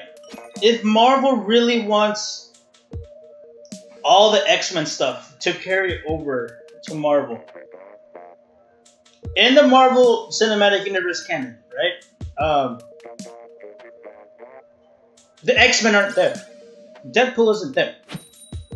However, if you wanna cross them over, right?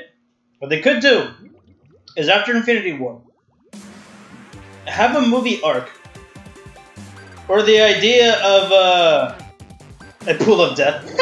Yes. But if you want to like bring in the X-Men somehow, what they could do is have like a movie where something bad happens, right? Something bad happens, and the Marvel Cinematic Universe explores the idea of alternate universes. And as they try to, you know, find out what the heck is going on, you know, portals start opening up and whatnot. Creatures and strange monsters alike start appearing. What they could do is open up a portal that leads to the X-Men universe. Something like that, in my opinion, would be pretty freaking dope. Because then that means Deadpool will get to join and whatnot. And then whoever's on the X-Men will get to join. You know, there could be a portal where Venom, because I feel like Venom is in his own universe. have a portal open up where Venom, you know, appears. All that. That'd be... I think that's the only way they could do it, because they're not gonna just... the Marvel movies, like the lore, the world building. By this point, a lot of it is done. I mean, there's still more world building that they're doing, but it's at the point where they can't just be like all of a sudden say, "Oh, by the way, the X-Men existed." It'd be cheap writing. It'd be cheap writing. So, like I said, what they could do is just explore the idea of alternate universes and whatnot. And once they do that, they can. He's mad. You guarantee he's mad. Just do that, and then just roll in the X-Men and Deadpool and any other like movies that aren't under the license of Marvel that have come up before. Be like, hey, yo, we're doing this now. We now have an excuse to bring you guys in, so y'all come in now.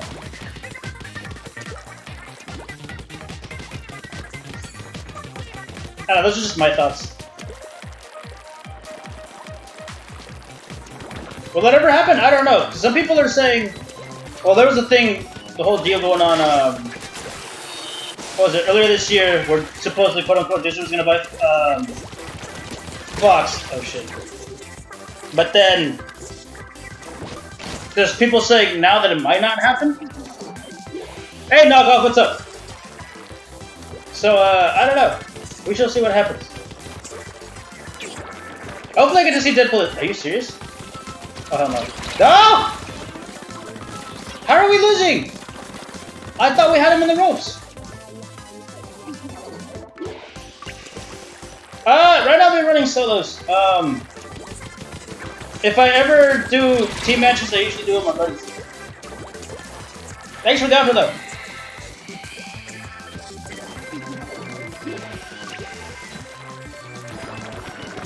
We lost this match. No! Fuck!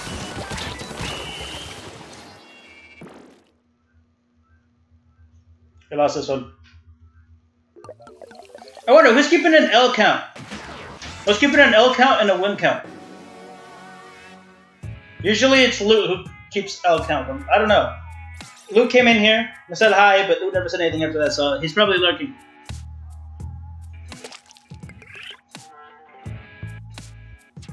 You have a winning team? Well, no, because, like, okay, so here's the thing, though.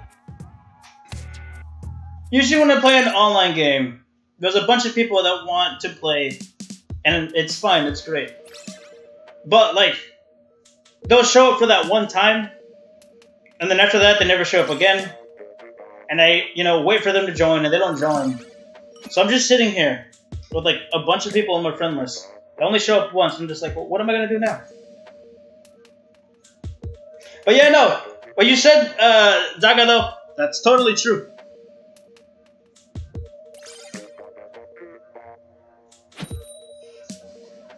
That's literally what he did. I don't know if a lot of people caught on to that. I sure did. Because a lot of people were talking about was like, yo, Infinity War has trash writing. How is it that they're giving, like, the freaking superheroes have the Infinity Stones and they're basically giving them to Thanos? And it's like, well, I mean, in some cases of the other, like, Infinity Stones, whatever. But in the case of, because a lot of people are using Doctor Strange as an example, in the case of Doctor Strange, if you didn't caught on to what Doctor Strange said, this is, are we going to talk about, I don't know if I should even say this. I don't even know if I should even talk about it, just never think about it. But, you know what, I'm not going to say anything just in case. Just in case it's everyone's spoilers, because I don't know. The movie's been up for how long? A month? That's been a month? I will say no more. Other than, yes, what Zaga has basically said is true. Fuck. Now I feel bad for spoiling Avengers. Just do it? Just do it. Alright, spoilers. So, just in case, skip to the next 2 minutes. Just find out if I win this match or not, if you're watching this in the future. If you're watching the live stream, mute the stream. Alright, so I gotta do this under 2 minutes. Okay, so, so basically, you know how Doctor Strange used the Time Stone and he was looking into the future, right? I don't know if a lot of people caught on to it, but when he was using the time stone, he was trying to look into the future, trying to see what are the chances, the odds of them winning, right? And they checked, and he looked into the odds, and he was like, out of all the times, like, out of all like the versions of our outcomes, you know, all the possibilities, I only saw us winning in one of them, right? And when the time came for them to confront Thanos, and Thanos wanted the time stone, he was like, you know what, Thanos, take it. And a lot of people kind of use that as an excuse to be like, yo, why did Doctor Strange give him the fucking stone? And I'm just like, well, if you picture carefully, it implies that Doctor Strange has seen all the outcomes and all the different possibilities to happen to the universe. It was like, you know what? I'm gonna do this because that's how we win. It's implying that. And I feel like a lot of people didn't catch on. Alright. It hasn't really been a month. Oh, so it has been. But yeah, no, like I heard that, right? From other people, I'm just like, are you dumb? Did you not? Did you not see the implications? But yeah, no, I really like Infinity War. I really do. Like, my mind was fucking blown. Blown. I can't wait for part 2. Alright, enough spoilers. Enough spoilers. And there's gonna be some of you guys. Type in the chat. Type in the chat. I'm done talking about Avengers Infinity War. I want people to know. Let's do a quick. You wasted a freaking thing. Why'd you do that? How could I? Never mind. Did I carry the team? We're about to find out.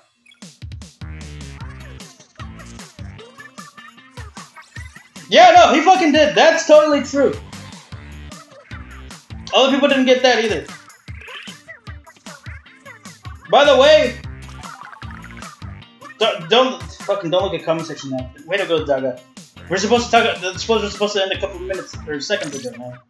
It was supposed to end before the match finished.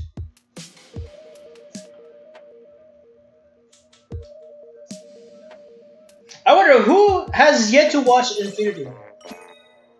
Who has yet to watch it? If I were you, here's what I recommend to anybody. If you're watching it now, or if you're watching this post, you know, live, watch Avengers, and then if you're in the mood to watch Deadpool, watch Deadpool. But watch Avengers first, and then if you're gonna watch Deadpool, watch Deadpool. I want to see Deadpool. The reason I'm saying watch Avengers because I'm just like, that's one of the best movies to come out this year so far. And if you didn't watch it before they get it out of theaters, you missed out on an epic movie.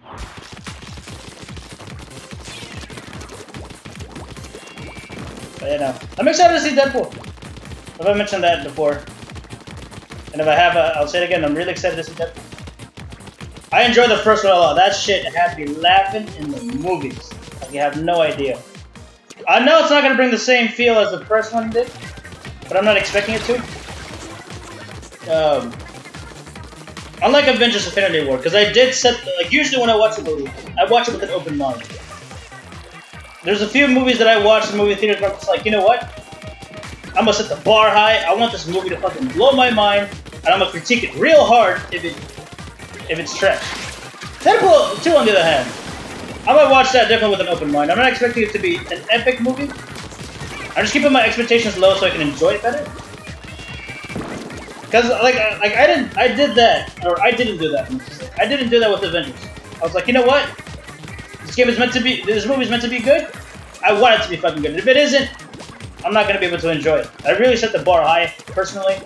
And the game, I keep saying game. I keep saying game. The movie did not disappoint. It really didn't.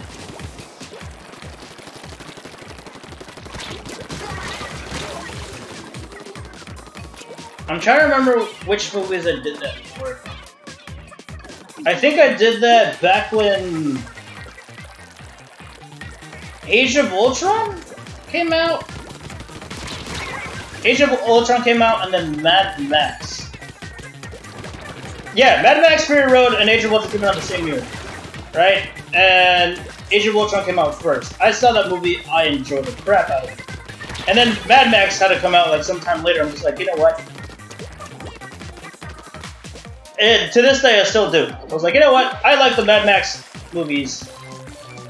And they're pretty fucking good except for one of them, which we'll never talk about. But they're pretty fucking good. Unfortunately, they didn't age very well, but I can respect the movies. This movie, I'm gonna compare it to Age of Ultron. If it's good as Age of Ultron, it's a good movie. If it's better than Age of Ultron, fuck Age of Ultron! Mad Max is gonna be the movie that I think is gonna be the fucking movie of the year. And if it's a trash movie, I'm gonna be super disappointed. Like, I set the bar up for that movie. And oh my god! I saw Mad Max in the fucking movie theater. Dude. Mad Max is probably one of the most, like, it's not like an actual metal movie, but I feel like I was watching something completely fucking metal. And, like, at the end of that, I'm just like, fuck. I don't think there's anything that will come out this year that can compare to that. That's how much I like Mad Max. And nothing. Like, I watched other...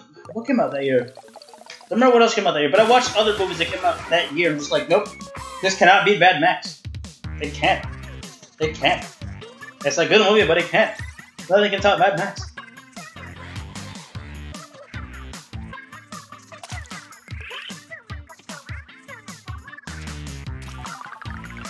What, you mean Die Hard? When we were on Reddit, we streamed Die Hard? It is a Christmas movie! But yeah, no, in the comics, Deadpool isn't dead. He's had 2 kids.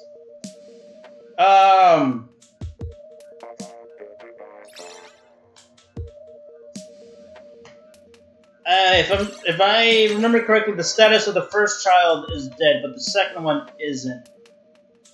And at one point, you know, Deadpool, every now and then, he's like, because of the way he's written, he's the character that I would consider. Yes, it is. Yes, it is. There's a bunch of people that say otherwise. But Deadpool is the type of character that would be like in limbo in terms of what type of character he is. Sometimes he's a villain, sometimes he's an anti-hero, and sometimes he's a hero. And at one point, Deadpool was a textbook hero almost because of his daughter. And there were times where he couldn't be there for his daughter, and it's like, well, shit, we're seeing another side of Deadpool that, like, we've never seen before. I think now he went back to his old ways, or it might be worse. I don't know. I haven't been keeping up with Deadpool lately, but seeing him as a father, though, like, yeah, sure, it seems that a character for Deadpool does, like, the image that people see of Deadpool doesn't, like, to them it doesn't make sense. But if you actually get into the comics, Deadpool is capable of being a dad. He knows how to be a father when it counts.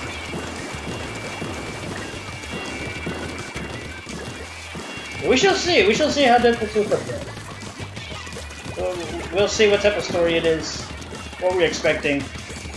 I already heard that we're not going to get a Deadpool 3. But instead of a Deadpool 3, we're getting X-Factor. Which is fine. Which is fine. That's going to explore the other aspects of the X-Men stories and whatnot that we haven't really get to see. Because there's quite a bit of X-Factor stories and all that. There's a couple of interesting characters.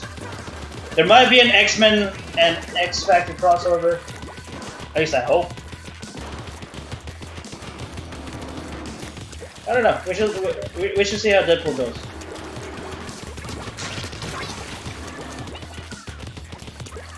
I'm already going into base.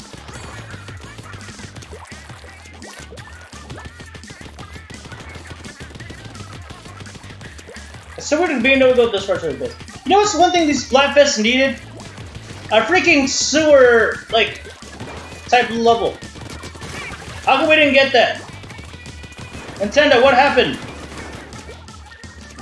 You got, like, ninja-style shoes going, you know, during Salmon Run, right? This, like, Haunter Splatfest is based around the Ninja Turtles. You mean to tell me, for the Shifty Station, you didn't give us, like, an actual sewer level? Imagine how badass that would be.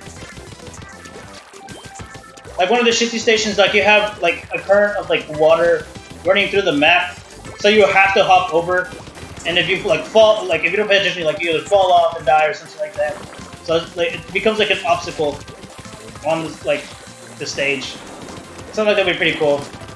Or imagine having like tunnels that you have to be in squid form to travel through just to reach the other side. Settle it in Uno. I just not saw it. Settle in Uno. All right, Daga bet. I think Deadpool can handle it pretty well. I think it can. I mean, if the comic book show anything, I think that he can handle it well. Yeah, sure, Deadpool's like a joke character. But just because he's a joke character and he constantly does stupid shit, it doesn't mean their character development doesn't exist for him.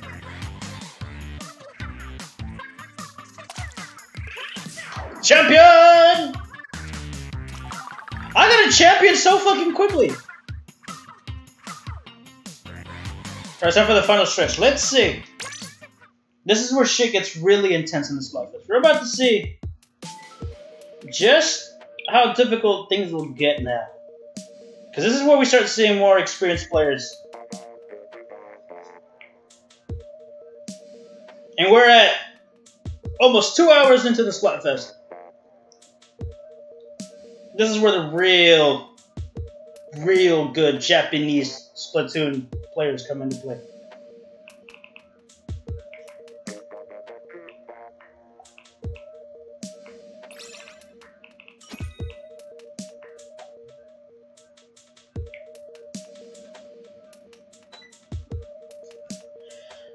Really? Fangirl, Fiend, Champion. Where are my defenders? Look, Champion, Defender, Fanboy. What is this unbalanced team? Or does this have to do with my, I'm gonna say ninja power, or my turtle power? Does it do with my turtle power? Is my turtle power that low?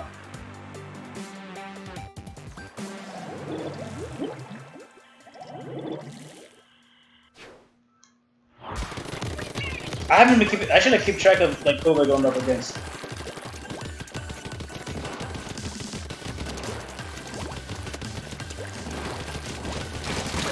Fuck.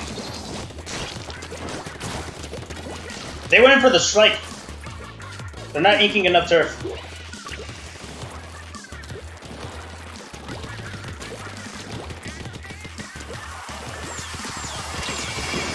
I got him. He was probably panicking. He was like, shit. He got flooded by tendon missiles. That's funny. But he kept chugging those things like fucking crazy. I was like, yo, get off my back. He was like, nah, I'm gonna just jump over your shit. Like, I may not be the best, you know, Splatoon player out there. I may not reach, like, you know, the certain level, like J Galaxy, Ace, Pork, Ultra. But I played it up to know what's dirty, what isn't, what's cancerous, what isn't, and what's just plain old dumb and stupid. Again, baller. Why are you running? Where are you going? Come here. There's a giant cursor on you, know that, right? Are you fucking kidding me? None of those hit.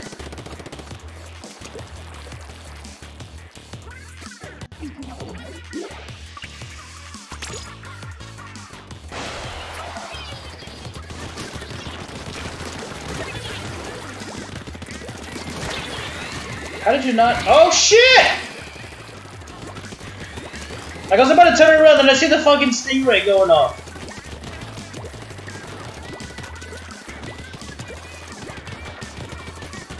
How are we looking at down south over here?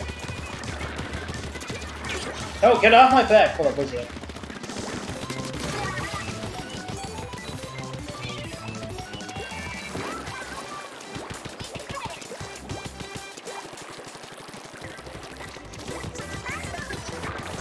Should I pull out the simple tactic of chill on that spawn? You know what? Let's go for it.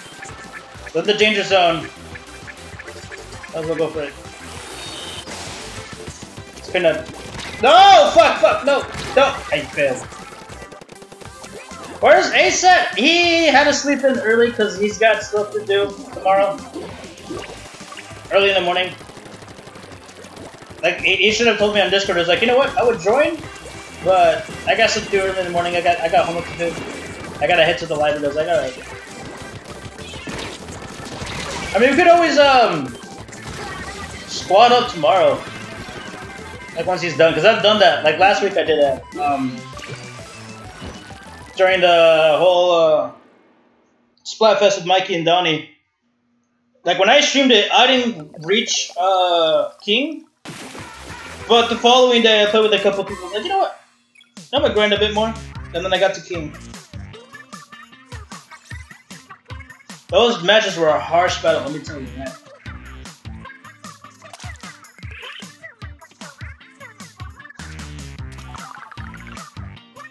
Oh, so close to see the final ability. Did I get disconnected? Yep.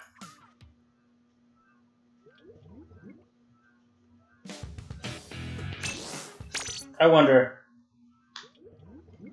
Will I get banned for that? No. Nice!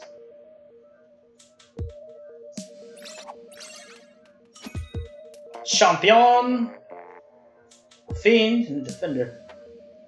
Alright, so my turtle power is pretty decent.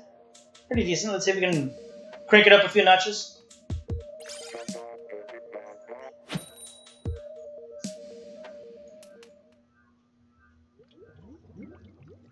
I don't know if anybody else is on to do a squad. Maybe, I don't know. Maybe because there's been so many like Splatfests, like all together, people may not be feeling it. Maybe like, another one.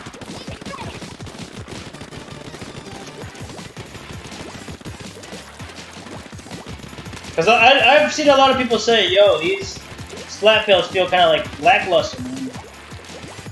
I mean, feeling kind of like, I don't know, man, like they're fun, but at the same time I don't want to do them. Some people are saying they're kind of lame. I mean, I'm liking it because I like the Ninja Turtles. Especially, mainly because I grew up with that version of Ninja Turtles. But Ninja Turtles from 2003. Early 2000 Ninja Turtles is probably my favorite version of Ninja Turtles. I've seen some of the later versions, not all of them. And then I've seen the classic, you know, TV show Ninja Turtles. The classic ones are alright. Not hating on it, but I like the 2003 version a lot better. Mainly because of nostalgia. And then I feel like out of all the other versions of the Ninja Turtles, I think it's a more darker one. How dark is it? Not too dark, but it's got a couple of elements of like serious shit going on. Like at one point, Ninja Turtles get transferred to, they get teleported to like another planet. They get teleported to like another planet, and they're caught, you know, in a like large like political battle between like two space nations and whatnot. One of them is one of them is like very dictator-ish, and the other one not so much. But they're both like strong military powers, and they're out for each other's throats. And the Turtles were caught in the middle of that. What else was dark?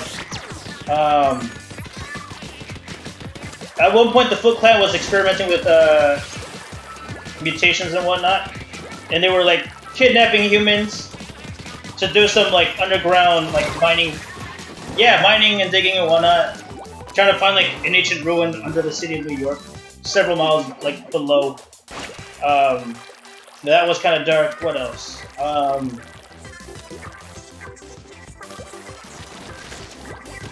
I think there was a time travel arc too, where they traveled back in time, and of course the Shredder is always an asshole, but I guess back in the older days he was even a greater asshole. So there was that too. There was a bit of that. I'm trying to think what else. Well, like overall, like it wasn't like something super freaking dark, but it has like some serious, like really serious moments. I had to take the time to think about, you know, what the fuck is going on with the Ninja Turtles, you know? But like now, I feel like it's too lighthearted. At least in my opinion, like I haven't seen too much of it. I know there's certain parts of like the newer stuff got dark as well, but I don't know. To me, TMNT 2003 was, I think, probably the darkest it's ever got. It's a shame that it eventually got rebooted. I was a bit sad with that. It really was. Like, it didn't have the feel that it used to have. They rebooted a ton of stuff. They brought back like a lot of characters, but the characters that they brought back weren't the same as they used to be. And I was just like, man, I can't get into TNT. They ruined it for me. Like, it just that nostalgia that I had for the series before wasn't there anymore. Like, I was able to watch it, but I was like, man. I know some of you guys, like some of you younger guys, are gonna be like, what do you mean, Teenage Mutant Ninja Turtles from 2003? You guys are gonna be more familiar with the newer stuff. But I don't know. I remember every Saturday morning on the Fox Box, one of the shows that I was really excited to see was Teenage Mutant Ninja Turtles, and I even wanted to collect all the toys. The toys they had were awesome. Like, you had the typical like action figure stuff, and then you had the vehicles, and then the toys were designed to fit in the vehicles, so there was no like unique stuff. You were able to have like a cool play set, and it was awesome. Like, I really wanted to get into it. I really did. Obviously, my parents said no most of the time because they're like, we're not wasting, you know, $50 on toys that you're never gonna play with. It's like, but I do want to play with them. It's Ninja Turtles. And I think the live-action Ninja Turtle movies kind of made it worse. I do find it kind of... Oh, shit. I got a bullet, too. I got a bullet, too. What you gonna do about it? What you gonna do about it? What you gonna do about it? Fuck.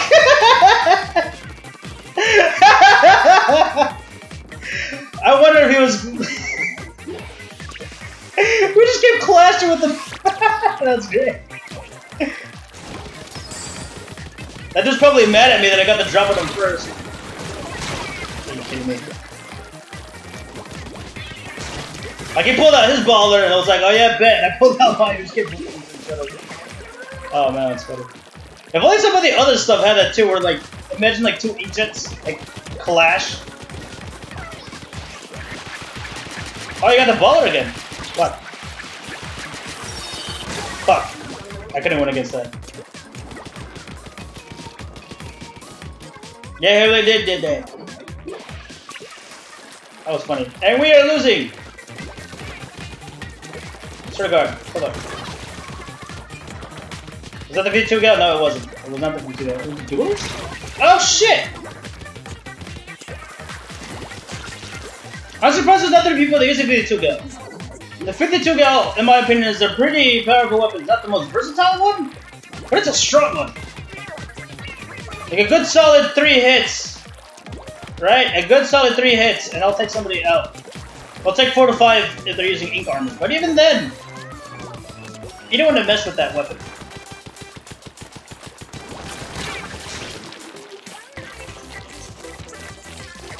And then this roller gets me. You need Ace to carry. No, I'm doing pretty good actually. Like, out of the other Splatfest that I've been in, this is probably a better one. Then again, my turtle power is kind of low, but the fact that I'm, you know, almost 2 hours in, right, and I'm already a champion, that means something, in my opinion. I wish I had better matchups. I'm liking this matchup. Come here, come here. Where'd you go?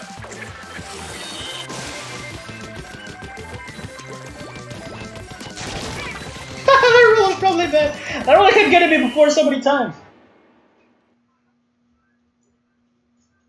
And we lost. Let's get a better view of the map. We totally lost. By how much? Oof. 10% exactly.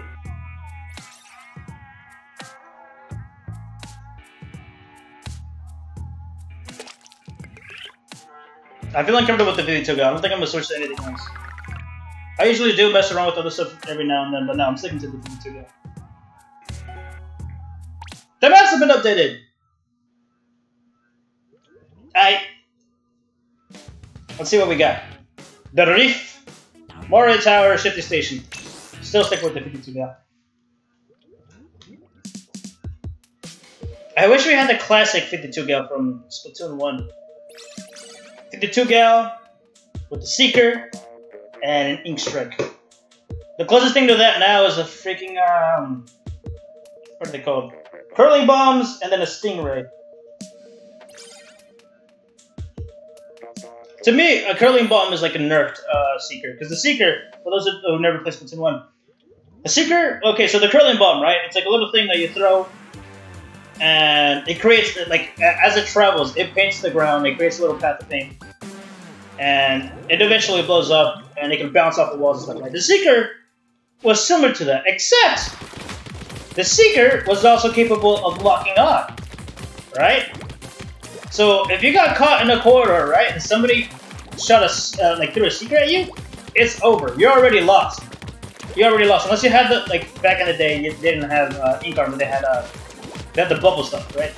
Was it the? I forgot what it's called. Was it bubble shield? I think it was the bubble shield. But anyways, though, you had more or less that, right? Like a bubble would serve as a shield. If you had that all, that would protect you from the Seeker. If you were in a tight corridor. But if you were not in a tight corridor, and somebody threw a Seeker at you, you're already lost, right? So with the 52 gal, you were able to throw a Seeker. You're able to travel forward with the Seeker, right? And in case you needed to, and if in case you needed to, like, shoot somebody, if they managed to, like, dodge the Seeker, right? You can still, you know, pop out, shoot them. And then with the Ink Strike, you know, you're just literally just drop a freaking missile and paint, you know, a section of the map. I mean, I'm fine with the color bombs, but the fact that it's freaking, you know already. But the fact that it's a Stingray, I don't know. I can't. I'm not very good with the Stingray. Like, I messed around with it a couple times. I can't get a feel for it. It's a weird weapon for me to use. Like, I will use it, but I don't know. I feel like I'm not very good with it. Like, compared to other people, I don't know if I'm actually good or not, but I feel like I'm not.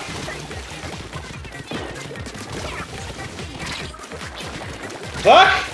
Oh, roller.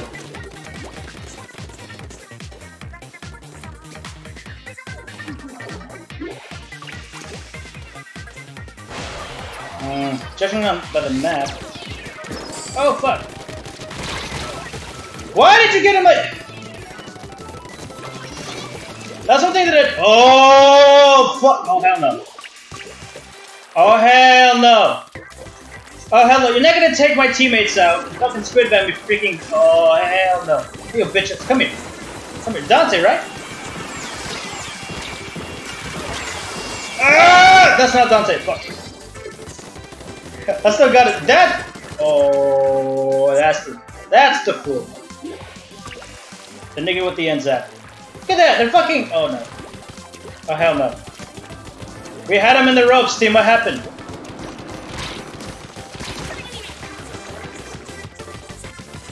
That guy's probably mad. It's like, why is he jumping?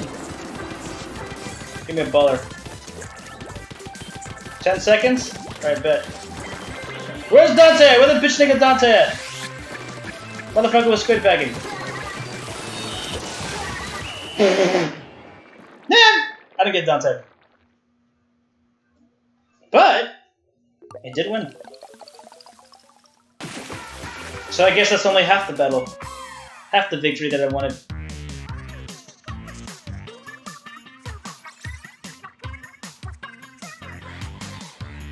And the man Dante carried their team.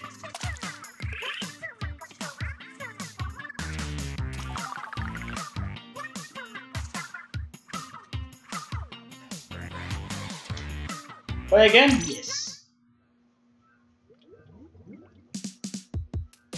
I wonder if they're gonna ever bring back Splatoon 1 gear into either Splatoon 2 or Splatoon 3. Like the Ink Strike or the Killer Whale. What was also a thing? The Kraken. The Bubble Shield we don't need anymore because I have Ink Armor. Ink Armor, in my opinion, is better than the Bubble Shield. What else did I have back in the day? Was that it?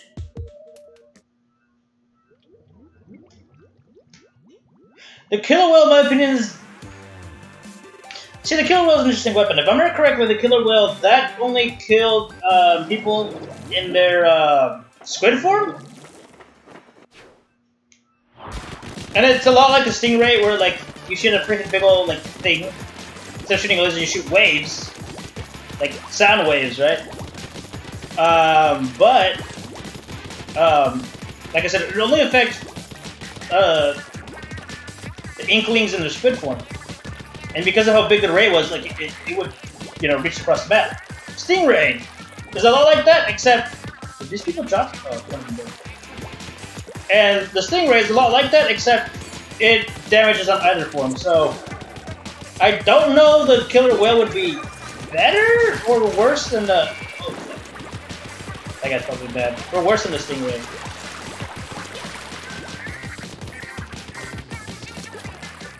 Like, yeah, sure, the stingray can kill them both forms, but you're the radius of the attack, or not the radius, but like I'm trying to think of the proper term. Like the width, right? The width of the initial attack is a much more narrower than Oh fuck! Really? Oh, changed. So like the stingray is like a giant laser, more or less, right? And the killer whale is like this big, like. Oh shit. Like this big, large, like just sound waves that are going from like wherever you place it down to the other side of the map. And it was super wide. Super wide. Fuck. I fucked on like a freaking thing. But yeah, I don't know. The ink shrink and the Tenta missiles, they're very similar, except Tenta missiles lock up to opponents. Ink strike has no lockdown whatsoever. However, you can pick the destination of where it gets dropped. I don't know. I think having both would be very interesting.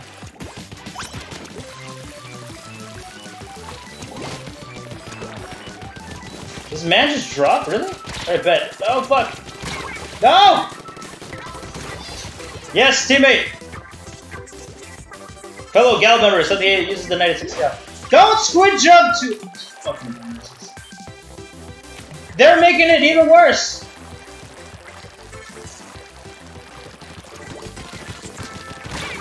It's. Guys, they're painting our base. Why'd you go paint theirs? That's one tactic that I hate. I understand, you know, going into an enemy base and painting their base to apply pressure to them. But that doesn't mean the rest of the team should go there as well. Like, have one guy who has the biggest balls and the biggest, like, ink tank. Send him to go do it. Everybody else focus on painting the rest of the map.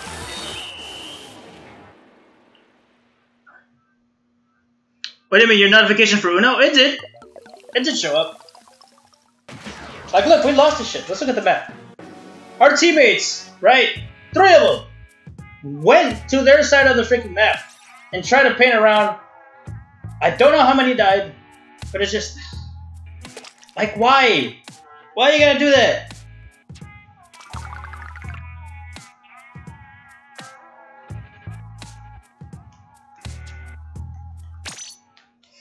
And then sometimes that could also be a bad idea too, to just try to paint their side of the map while your team is losing.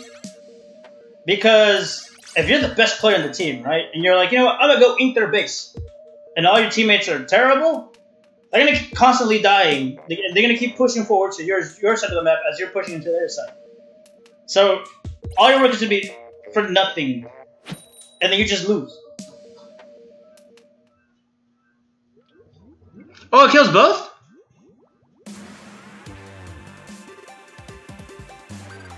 Like, it's been a long time, Portsmouth. It's been a long time. Like, how long ago did Splatoon 1 came out? Alright, so we killed in both forms, alright? Then I would probably consider that better than the Stingray. Because in a map like Port Mackerel, right? Or something like that, or like, what else? Any map that's like extremely narrow? You drop a fucking killer whale, that's gonna fucking... that will definitely hit something for sure. Because the thing with the killer whale is that the only time you can aim it is when you're about to set it. Then after that, it does the rest. And that's right about the Kraken. I forgot that is the bubble or was also invisible too?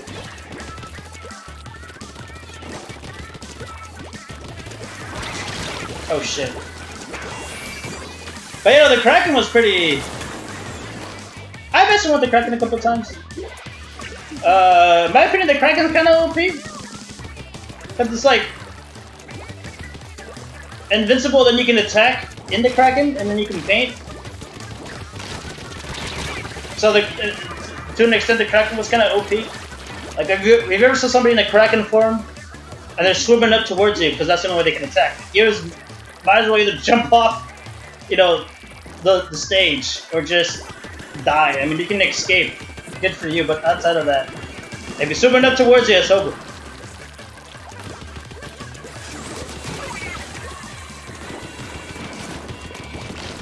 But what? So the bubble shield was pure invisibility? Because, like I said, it's been a long time. One thing I do know is that with the shield, if a teammate runs up to you, he can also get a bubble shield as well. But it doesn't last as long.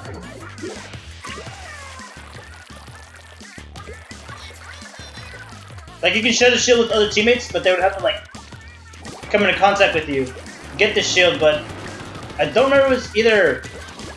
It's either they have the shield for less time than the duration of where you had it. I don't know. There was like a... Like, what I'm trying to say is that when you have the bubble shield and then when a teammate gets it off of you, like, it's not... I'm trying to think of the right words. Like, it doesn't last as long. Like, let's say, if a teammate comes into contact with you, or a shield, and you're halfway down the meter, right? You're halfway down the meter, the time it would take for your shield to dissipate won't be the exact same amount. That their shield will dissipate a lot more faster than before yours was. If I remember correctly. I like how you said that works for you're like, bruh, that's not how it happened. I'm just like, man, I don't even remember. Fuck. As much as like Splatoon 1 over Splatoon 2, I spent more time playing Splatoon 2 than Splatoon 1. Another W.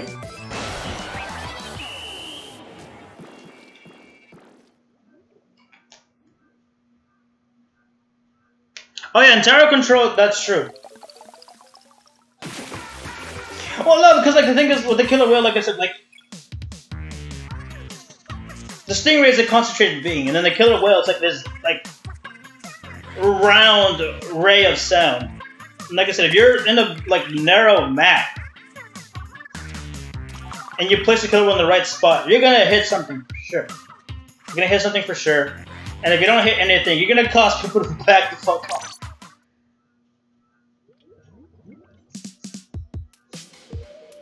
But yeah, the stingray is god. Now that I think about it, the stingray is godsend on tower control. What is that name? Wait a minute. $99.99 plus tax. Hold up. Screenshot this shit.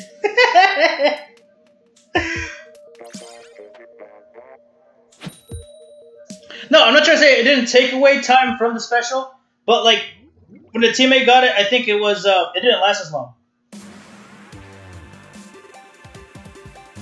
Well, yeah, no, because if you know, like, the path... oh, and Rainmaker, that's true. Another thing about it, that's true, because if you can guess, you know, the direction the Rainmaker, like, the guys are taking the Rainmaker, you can just drop a killer whale right in front of them. Drop it right in front of them and they'll take them out for sure. What was that? I know it's not instant damage, but I'm trying to remember, how long did it take for a killer whale to kill?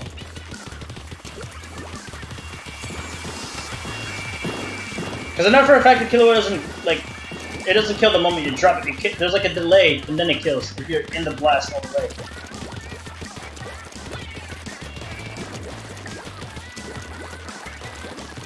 Where are you at, Clash Bash? Did you find him? Close.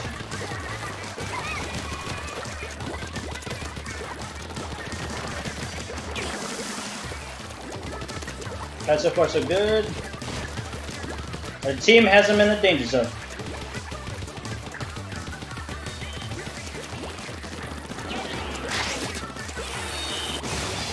That guy made a terrible mistake. Fuck.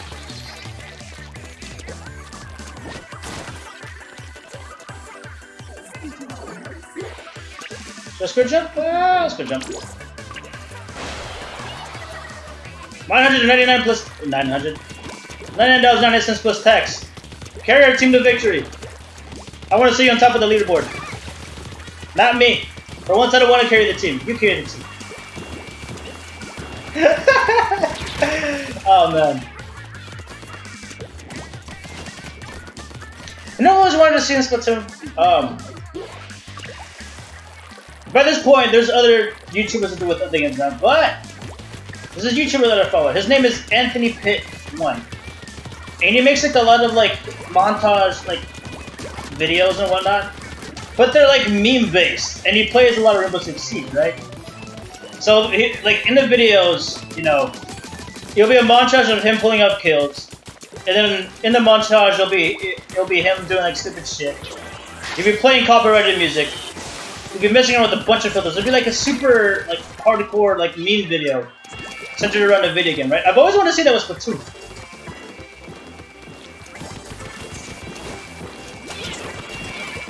Ah, fuck. That was a bad idea. I should have jumped down. Like, one of the videos he did, there's a character in Rainbow Six Siege called Blitz. The only weapon he has is a pistol, and he walks around with a shield. He has a special riot shield, and that riot shield is capable of literally flashing anybody that's close. Like, it has like built-in like flash grenades, kinda, so you can flash, you know, the enemy team when they get too close, like people don't wanna, or you can rush them and they turn around, you flash them, and when you get flashed, you know, we all know what happens, right? You get flashed, you can't see shit for a couple seconds, and you're vulnerable. And he made a video, right, based around this character. And usually when he makes a video, he'll be like, oh, this character's like broken, you know, nerf this character. Man! $99.99. I told you to carry. Why don't you carry? Anyway. He made a video based around this character named Blitz. But instead of being like, yo, this character's broken, it was like, this character's weak. Buff him. Buff him. And it was a montage of him taking L's over and over and over again. But he does it in a funny way, and it makes me laugh. The videos are pretty dank. And I would see something like that with Splatoon. I see people do that with Rainbow Six Siege. I see people do it with Fortnite. I've seen it a bit with GTA, but nothing like that with Splatoon. I want to see content like that, just like dank montage meme videos of Splatoon.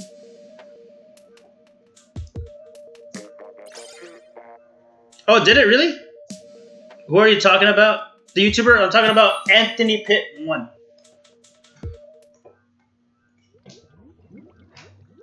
Like, he would make like montage meme videos of Rainbow Six Siege, and he also did one for Fortnite too. I'm trying to think what other major YouTubers did. Can't remember the names of the other guys. There was Too Mad. Except Too Mad, in my opinion, he kind of overdoes it. There's a couple of other guys too. Anyways, I want to see, like I mentioned before, I want to see like a funny, like, meme-ish montage video with Splatoon. Like, that type of shit really cracks me. It really does.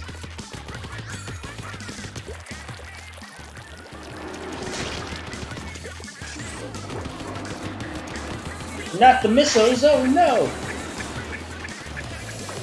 I guess it was a baller and dab on him. BAM!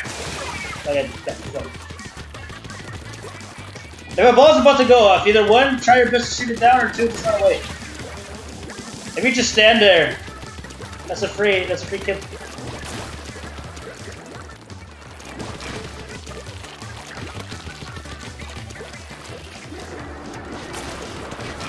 God, that was weird. I tried to like scale up, but since the platform was going down, I was stuck. That was weird. I thought there was a way to get up there. Oh, wait, hold on. Oh. I thought all that was... Wait, hold up.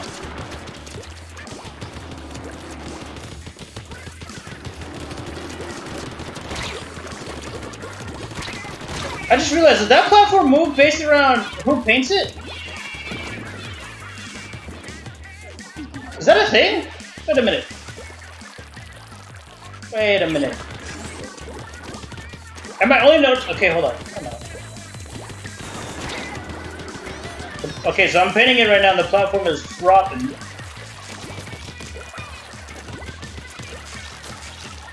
What happens if I get off?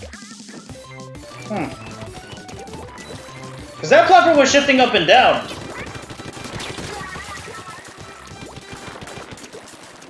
Look, it's doing that. Hold on. Has it always been doing that? Or is there like something influencing it? Fuck, I should have got into the bar.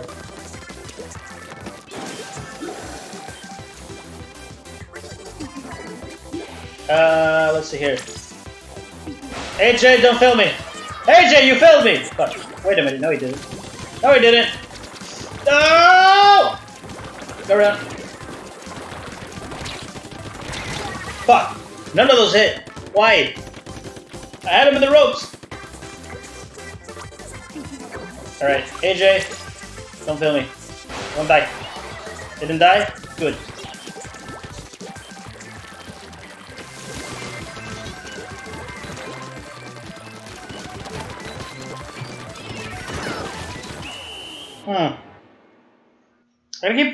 I gotta look at the shifty station and see what influences to go up and down.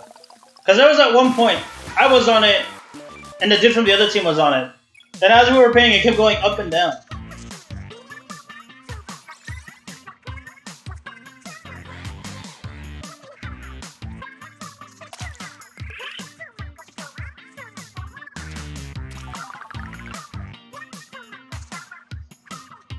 Oh, they're weight-based?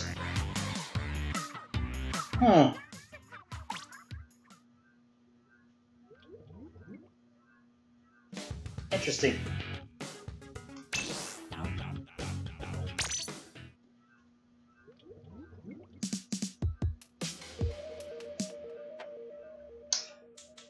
Still waiting to see you on here, Porksmark.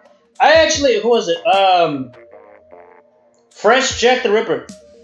He actually managed to lobby snipe me. Well, he didn't lobby. I guess you can say he lobby sniped me. And I managed to go up against his team. And I actually lost. Are you gonna test that out later?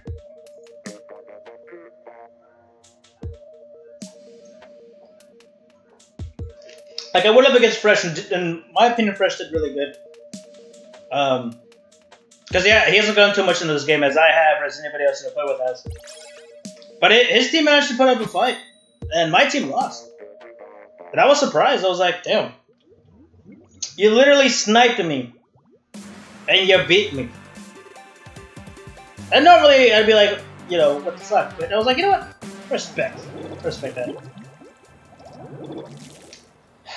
Alright. It's funny how we're Team Wrath and we're freaking purple. Because we're going up against another team that's also Wrath. Game really do be like that.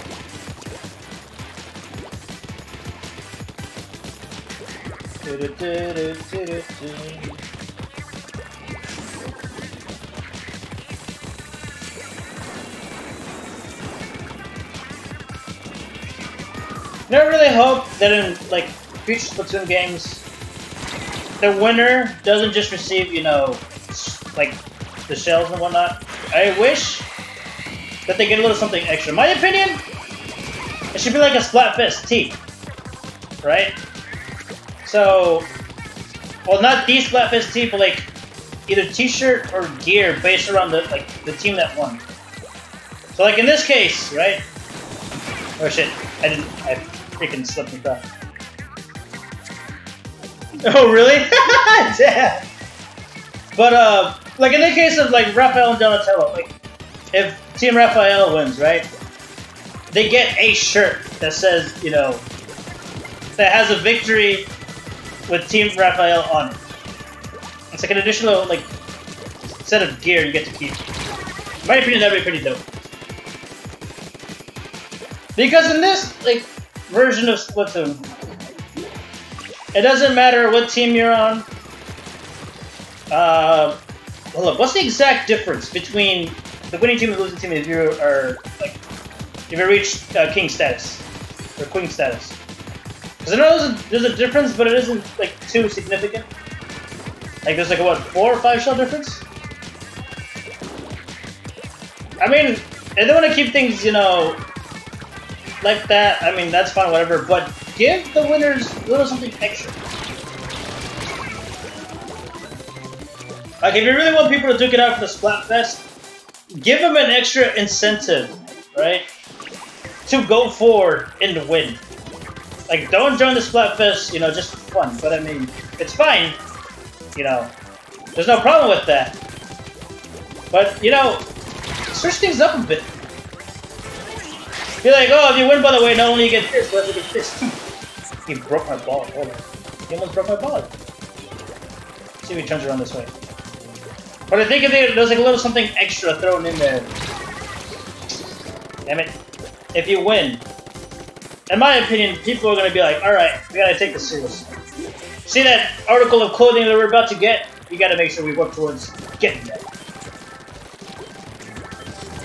I mean, something like that, I think it may switch up the Splatfest, and it may make the Splatfest more competitive, even though it's casual turf mode. I don't know. That's my opinion. Does the minor glitch really? Don't represent order? Okay, you mean like the direction of I'm going to look into it then. Do you mean like the direction of turns? So like if it's going counterclockwise and clockwise, you mean like that?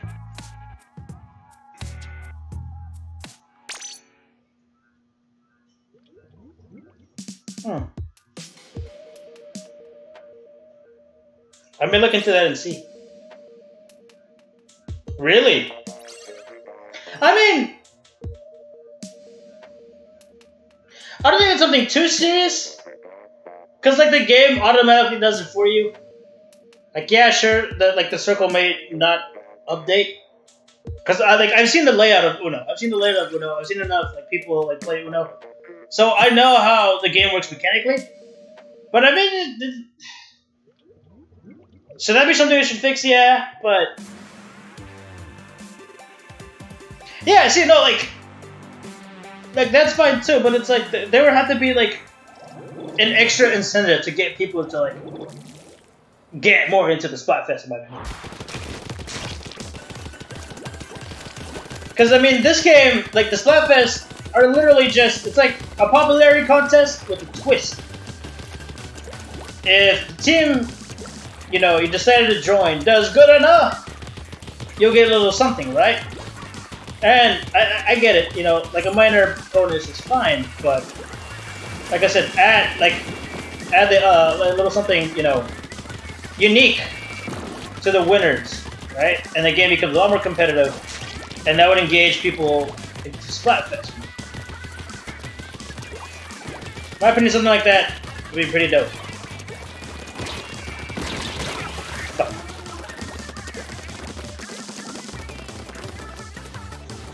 That's something that I want to see in this future Splatoon game. And then another thing, I know some people don't like the idea, but I want to see custom, the ability to customize your own like gear, like your own like loadout. Because I mean, the only thing you can customize in this game is like the whole ability chunk system. And then obviously what clothing you want to wear. But weapon-wise, you can't customize anything. Either you buy, you know, a loadout with a gun. If you don't like that loadout, there's always a variant. The reskinned weapon, different throwable, and then a different like special weapon, right? But imagine there being like a Splatoon game where you can switch, you know, your throwable. You can switch your special. And I know some people have said, like, that might be too broken, because there's certain, you know, things that shouldn't pair up. I'm just like, alright. If you want a bit of balance to that, here's what you would do. So, when they're making, like, in the current games, right? When they're doing something like that, where, like, they're creating a new weapon, They give it a throwable. They give it a special. There's always specific but it looks like there's always specific ones that they go for. They don't just randomly choose them. They're like, all right, seeing how this weapon is, we believe this one fits this weapon best, or for balance's sake, we'd be like, we're gonna use this instead. And I totally get that. So let's say from the example like the 52 one. I know this is not true, but for example, second game. Let's say all the 52 variants of the 52 gal in this game, right? None of them can use standard grenades. But they're gonna add the ability to create like a custom loadout in the next game. So what they could do is that if they believe that grenades don't work with the 52 gal, then that's not gonna be an option to customize. So there's gonna be specific throwables and specific specials that can be tied to that weapon if you want to make a custom loadout. You can do that. That may change the way the buying weapons work, but I think they can figure out a way to like mess around with that. That's one thing they can do too. But then, if they do that, then that will bring up something very interesting about how weapons work in this game. What's going to happen to the reskinned weapons?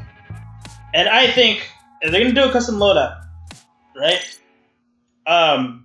You get to pick the weapon you want, the throwable you want, and then the special. But what's going to happen with the skins?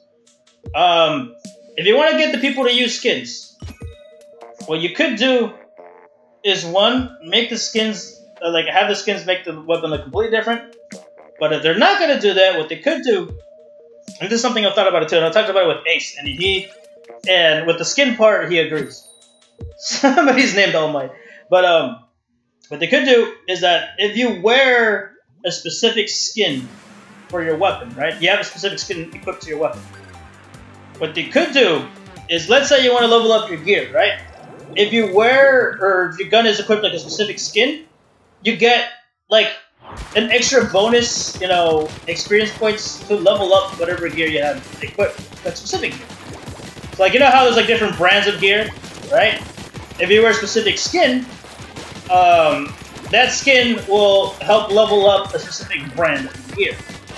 I think something like that would be like a nice way to incorporate like the skins to get people to use skins more, and then if they don't want to do that, they could at least, make the guns actually look different.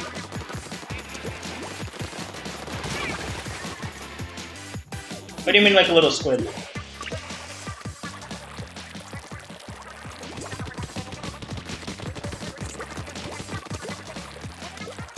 I'm curious what you mean by little squid. Like, you want more customization options? Because that could be another thing too, like, this game, they didn't give too much when customizing your inkling. But, I mean, it's a step up from the previous game, so I respect that. Are you serious? I was defeated by All Might. That was bad. I mean, they're still doing bad, but that was bad on my part.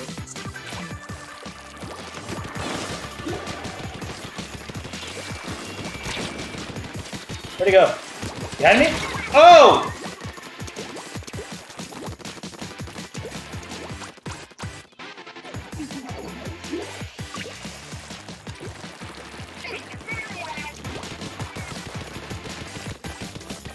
And alright, so we're slowly picking it up.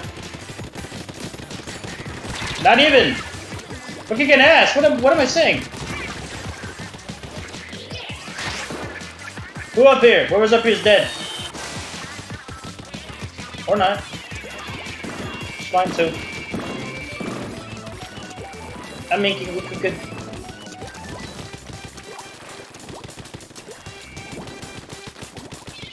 I don't know, like the stuff I said earlier, that's what I think. That's what I want to see it. Splatoon 3. I wanted to see something like that in Splatoon 2, but I never got that. So, I mean, I understand. They could have done at least something, I never got it.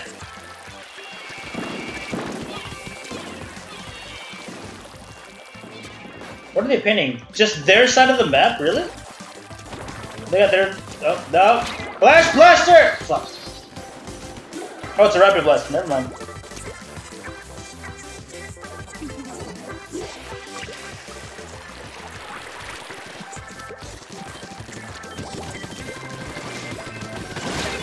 Fuck, he got me. Really? Somebody get that inkjet. Take him down. Oh, they took him down too late. Oof. We won? Huh. There are times where I can't really tell. I'm just like, did we win or did we lose?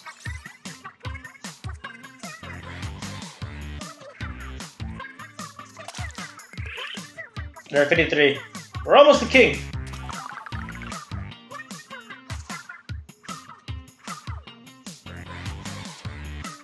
Play again? Hell yeah.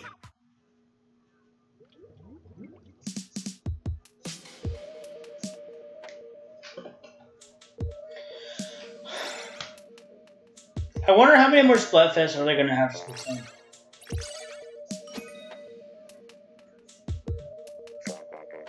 I don't know when is gonna be the last content update for Splatoon 2. I heard from Retro that the Octoling expansion is gonna be the last major content update for Splatoon. And then after that, that's it. I don't know if what he said is true or not, but it's gonna be interesting. Because it's like they're gonna if they would have stopped the content update, right? Like around what, June, July? Then what's gonna happen to Splatoon after that? Because it's been like by that point it'll be like what, almost a year since it came out, right? So it's like after a year they're gonna stop supporting a game. Like I can see Call of Duty, like Call of Duty obviously. Since those games come out like yearly, almost. I can understand a content update for that game, like ending after a year, because the new games are better be released, right? But how about for Splatoon? It's gonna be the longevity of this game, you know, by adding content to it. I'm really curious to see what Nintendo has in store. I killed somebody. I killed 2 people. I don't know how I killed him from all the way down there. I might have pushed him down to the...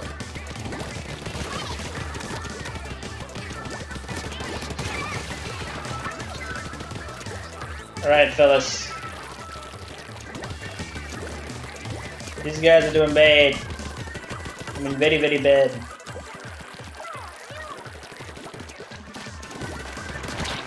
I got you! Ooh, that was close. That was a Clash Flash.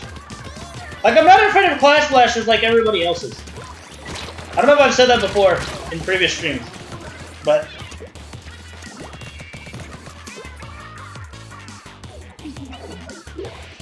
Yeah, see, that's what I, like, that's what I was, like, I'm curious about, because, like, I heard that from Retro. That supposedly Octoling Inspection was going to be, like, the last major, you know, content update. But if that's the case, I'm totally fine with that, because, I mean, the more content they get to this game, the longer the longevity this game will have, the longer the lifespan, right? And to me, like, for a game like this, that's perfect. That's perfect. Any online game, right? The more content you give it, the longer you'll have people hooked. You know, like Overwatch, Rainbow Six Siege, you know, games like that. Give them, like, a bunch of content for, like, people to mess around with. They can go home. Let me see what is there in the paint. Ah! I see that you're... Fuck. Man! One of the... Really? One of the ball has a little bit more. Get him! There you go.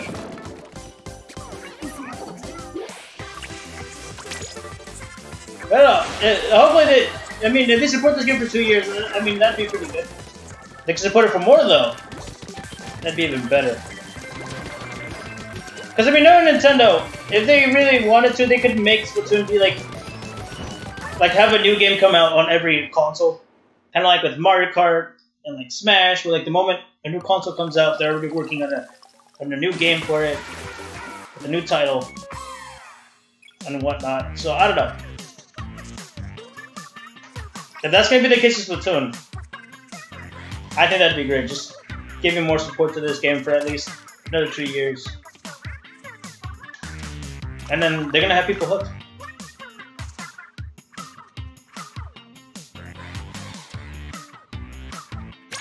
I mean, maybe bringing classic maps might get people to hop on more. How many maps from Splatoon 1 have they ported?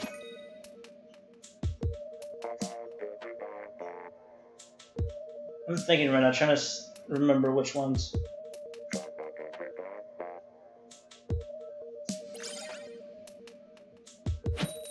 I'm pretty sure they have most of them on here now. There was that one resort stage, which is pretty interesting stage design. Forgot the name of it, but it's the one where it's like at the beginning of the match, all the platforms are up, and as the time goes on, the platforms begin to drop. And there's like a lot of gaps of water in between like certain areas of the map. I remember that thing. That came out like near the end of like all the DLC stuff for Splatoon 1, and that map was pretty fucking dope. That isn't on here. I think what else? I feel like almost all the maps for Splatoon 1 are in this game. By this point. They could add more than the line. Oh shit. Are you serious? I got fucking... They did the pincer maneuver on me.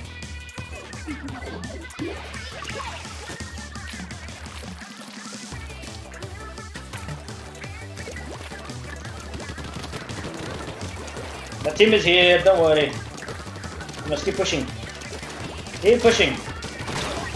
Really?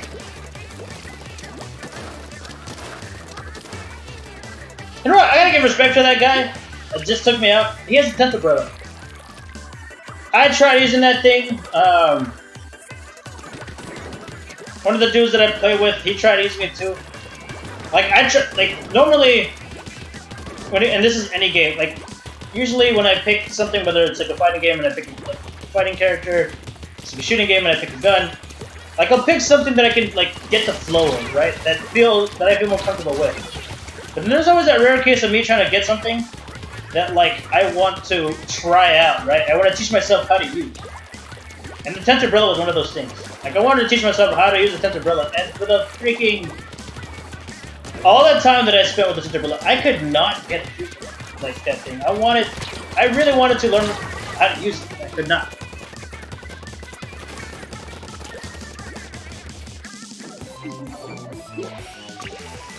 Because how many were... Okay, so that's 5, right? I'm trying to think off the top of my head how many were in total Splatoon 1. Was it 8? No, it was not 8. Fuck, I don't even remember. You know, here I'm talking good about the tent umbrella guy, and I just freaking know. But I know, the tent umbrella was one of those things I wanted to learn how to use. And I could not get it to work. Then I had Ace telling me, yo, that weapon's trash very easily. Because the weapon's pretty powerful. To me, it seemed like one of those weapons where, like, you learn how to use it, it becomes super fucking good, but it's difficult. We're gonna win this for the easy dubs.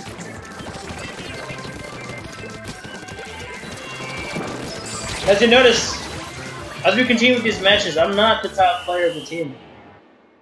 It's pairing me up with people that have similar skill, if not better.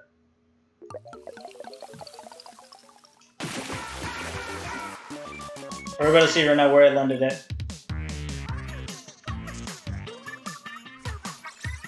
Third place.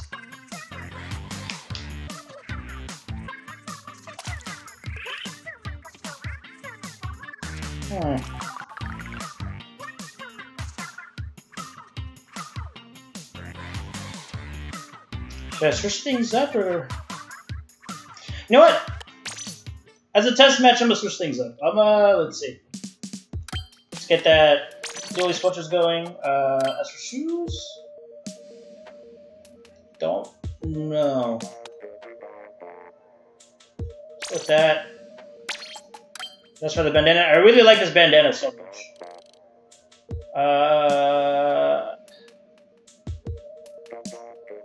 Now let's keep it like this. Yes.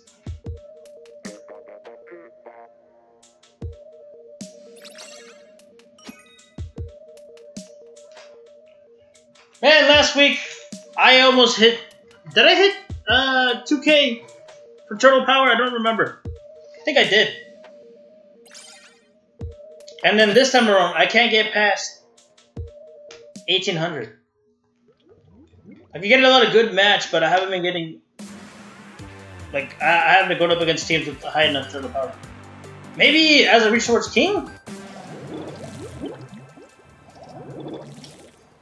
Like, look at that. Those guys have less Turtle Power than I do. Or our team does.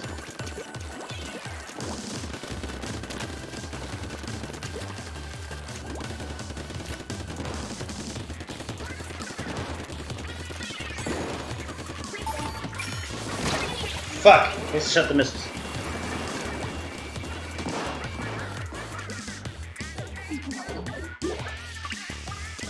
No bluffing? Wait, no bluffing is a thing?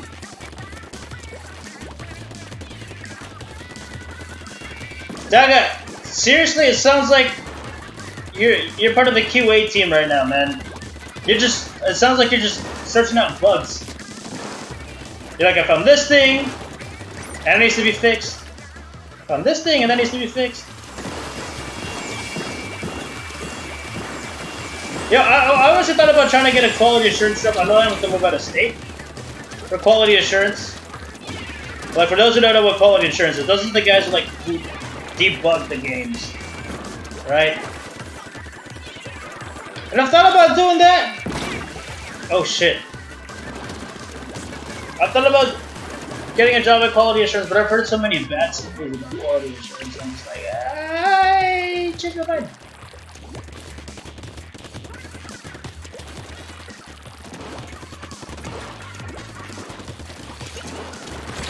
Fuck! Should I be in close quarters combat? I'm concerned for that guy who's going after me.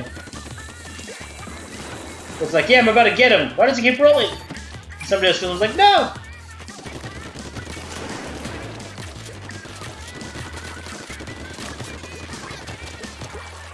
Man, none of those freaking hit. I'm using the 52 gal too much, man, that I keep getting it.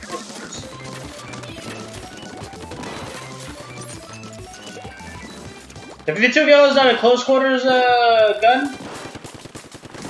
I would consider it more of a mid-range.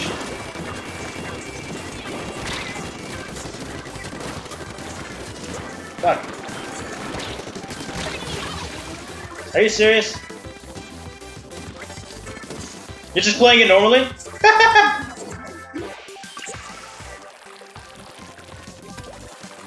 Because the only things you ever mentioned about Uno are just those minor bugs. But I didn't know bluffing was a thing. If bluffing's a thing, I don't know. I kind of want to have that thing on. I guess you can see how that no bluffing works, but like lately, not lately, recently, I watched an anime called Kakegurui, which is all about gambling. I saw the anime and I saw the live action version. And then when I downloaded Uno, all I can think about is Kakegurui, like intense like gambling. With like freaking JoJo style like plot and drama. Hey JD, what's up? So I'm just imagining like a super intense Uno game where people are just bluffing here and there, just like, aha! I put this card earlier, but in actuality, I had this, and I was planning it from the start. And then everybody has like a freaking poker face. Team Don Don, hey Zeke, what's up? I am not Team Don Don, I'm in fact Team Wrath. Yeah, no, using the duelist quarters was a bad idea. I mean, the team won, but I like my 52 gal.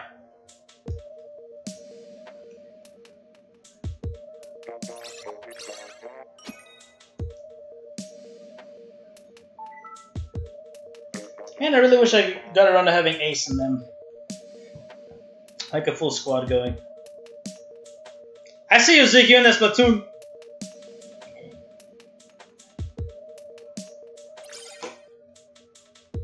Champions, defenders.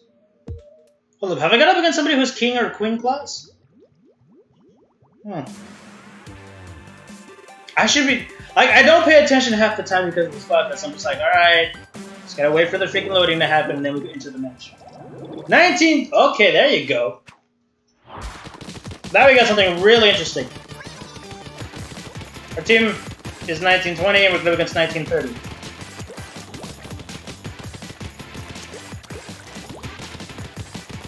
We're about to see how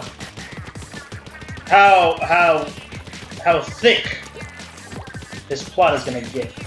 We're about to see that right now.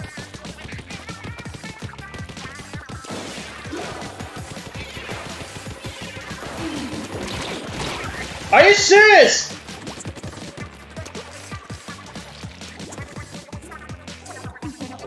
Oh, the challenge rule. Okay, I'm familiar with the challenge rule. Okay, do you know how the challenge rule works?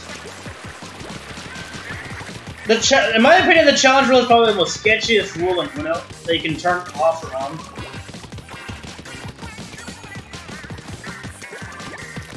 But you know, Zeke, all this time my world power or my turtle power was because it keeps matching up with like low-level teams.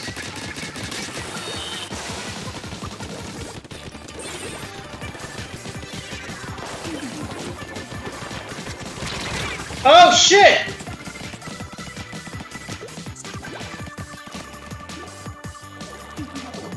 I don't like it, it's bullshit. Oh, yeah, no, cause see, it's the sketchiest fucking rule. So like, yeah, it's literally what you said, Doug. I'm like, oh fuck, that actually killed me. That's stupid.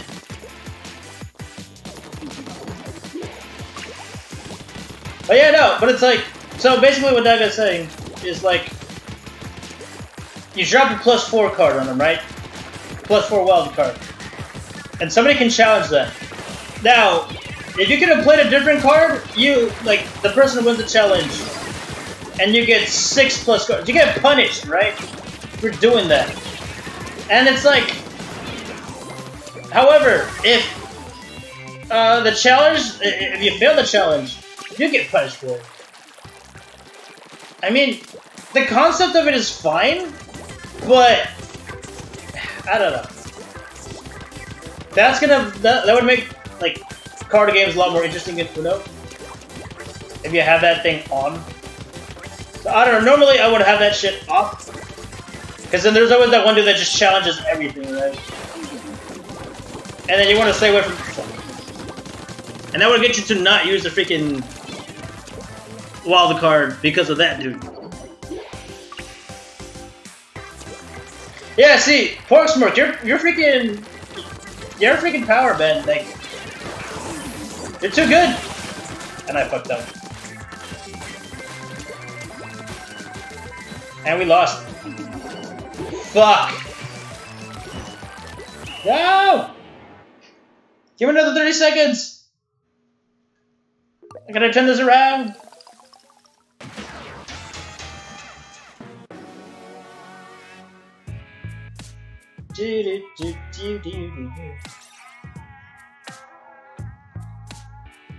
Man, I didn't get a single kill. Damn.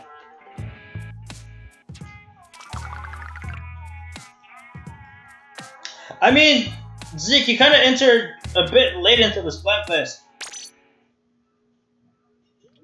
So the people who were late to the Splatfest are all teaming, are like all joining, right? And it's gonna give you some weird team matchups. That's one thing that I noticed last week, because I entered the Splatfest late. So it literally kept teaming me up with stragglers.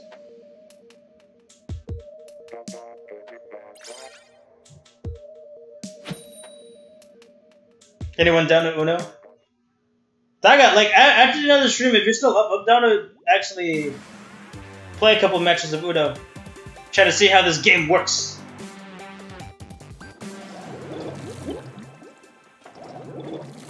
Oh, look at that! Look at that! We lost that match, right?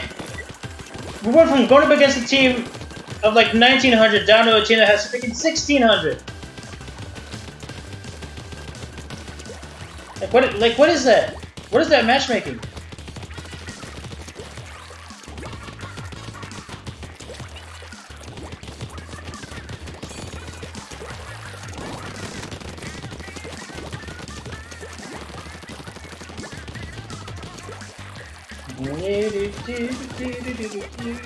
Brawler. I splatted somebody. I don't. Oh, he was behind me. That's one thing I like about the bowler. Sometimes, like, you get splat, like, you're about to use the bowler, right? And somebody dies near you. You're just like, where were you at?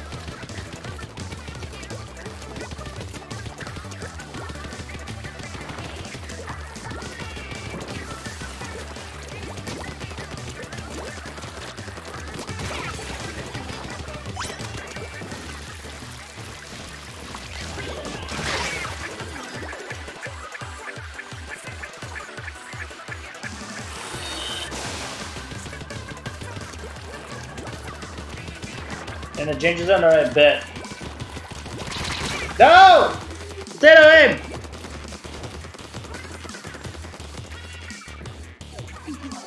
Alright, I'm gonna.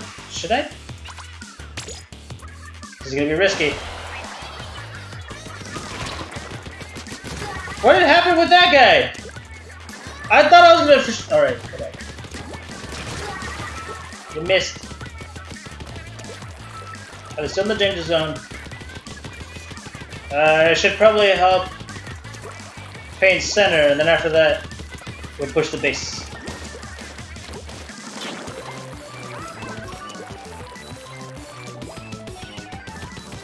Come on. Alright, there you go.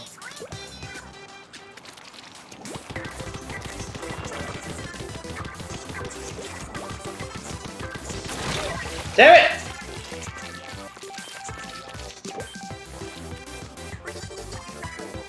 Call it a night till tomorrow? Alright, sounds good, Portsmouth. Damn though. Like, I can never get that high without being in a good team to carry me that high.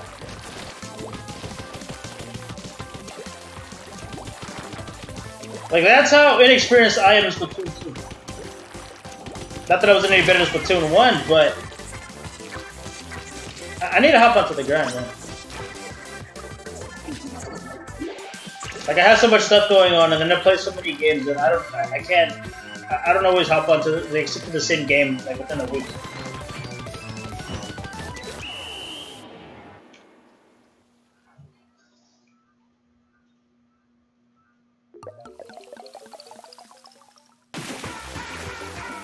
Damn. Play the card game, bro, not the online version. Nah, okay, Zeke, the reason why he got it is because I'm gonna stream that game tomorrow. And Dago's like, alright, bet. You know what? If you get a little crew going just to play Uno, just freaking hit me up. Doesn't matter if it's one person that wants to play Uno or I don't know, all of Retro's Discord. I wouldn't mind playing Uno. Heck, I'm pretty sure I'm gonna put more hours into the video game version of Uno rather than the actual card game.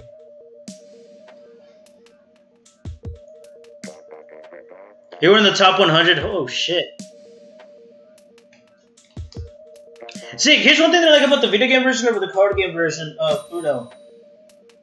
You have the basic deck, and then there's two additional decks. You have the Rayman deck, or not the Rayman, I should call it the Rabbids. I mean, it is... No, actually, take that back. There's three additional custom decks. Because there is a Rayman deck, there's a Rabbids deck, and then there's a Just Dance deck. I don't remember what the Just Dance deck has, but the Rabbids deck is what I would consider the asshole deck, because it has a couple of bullshit things in there. They're not too crazy, but it's enough to get people on the edge, kind of. And then the Rayman deck, in my opinion, is the more fun one out of the three. So you can play with like regular Uno cards. You can like turn on rules whenever you play with a group of friends, or you can play with a custom deck that has unique cards from the standard Uno game. That's an interesting thing. Winter theme? What's the winter theme?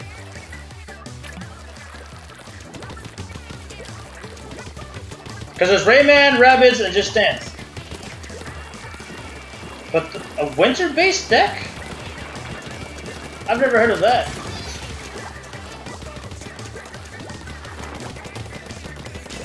Oh, that would play out.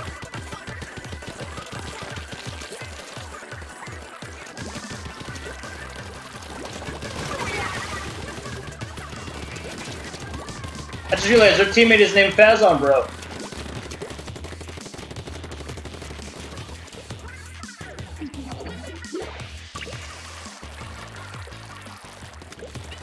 You know, with the flow of how this stream is going and how the Splatfest is going, I think I might just do a couple matches after King.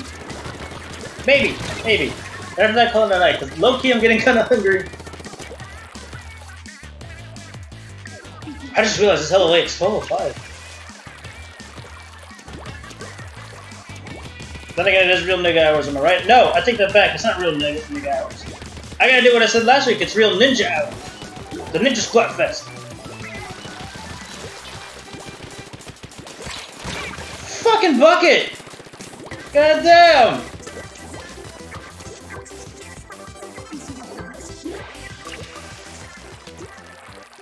Do.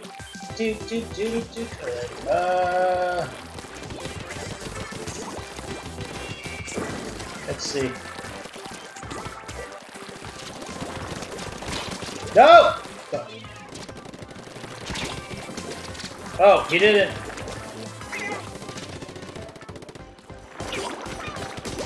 Got him! I was there for the right move for him to slip and then BAM! Alright, I'm gonna be that guy and go up here. Fuck, never mind. Bad idea.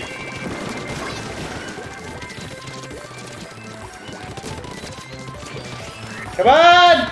No. Man, I wanted to get the free kill. Oh, the background is winter themed. Oh. I thought that was like a custom deck. But yeah, no, those are the 4 decks in Uno. Classic deck, Rayman, one with just the Rayman Rabbids, and then Just Dance. Alright, so what? One more match? I think I'll do like 2 or 3 more. Play again? Yes.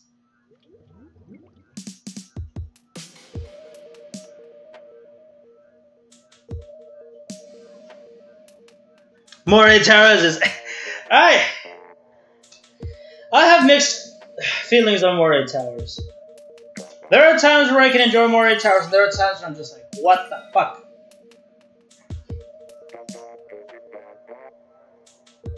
Alright, JD, see ya, man. Have a good night.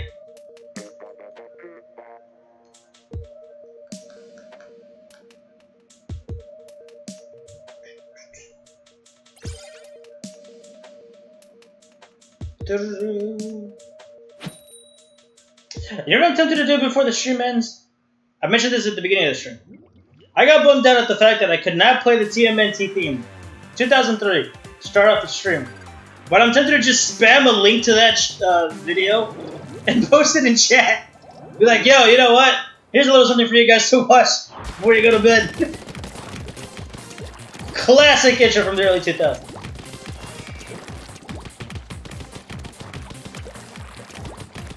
Like, I understand, you know, the whole deal with, like, you know, copyright strikes and whatnot, and then, like, but I just wish that if your videos aren't monetized, you shouldn't be hit with the freaking strike. Like, if you ain't making money off a video, it should be like, hey, whatever, you're not making money on this video, you can do whatever the fuck you want. Because it's like, that's how I am, like, literally, I get freaking...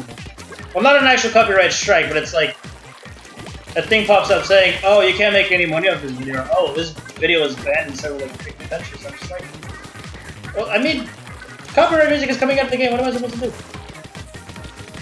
It's not my fault. I'm sorry. Like, if you're making money off a video, right?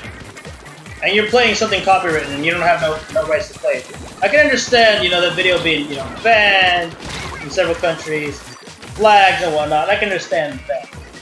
Like, you're making money off of somebody else's content without permission, but if you're not making money off of it, like, just cut some slack.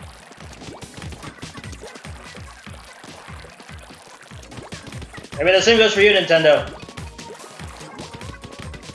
Deadass trying to make money off of my freaking videos and only 6 or 7 people watching.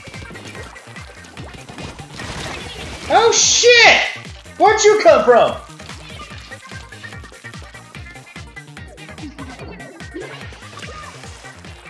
The man just freaking jumped out of nowhere! Like a ninja. I guess that's the ninja of the night. Really? Who killed him? Wait a minute! Who the fuck killed him? I thought I killed him! First I thought we exchanged.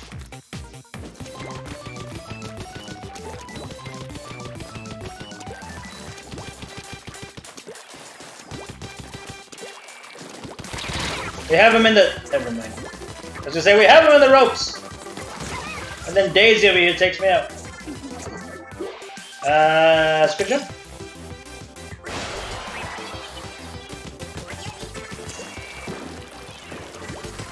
Okay, now I can say we have him... Oh, shit! We have him in the ropes. Sure.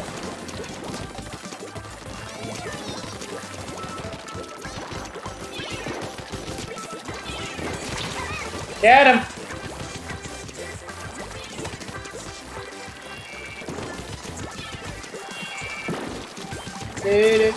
No! 2 fucking rollers! Oh god! I took one of them out. Man! Alright!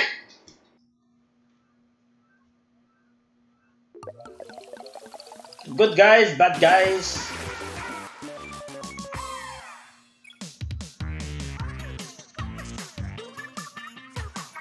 I did bad. Oh boy. Wrath King! Hell yeah.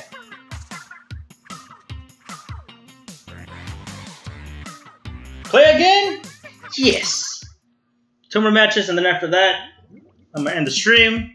I'll look for something to eat because I'm getting hungry. If I can't find anything to eat, fuck it. I'm gonna take the truck and then see who's open right now. Cause I'm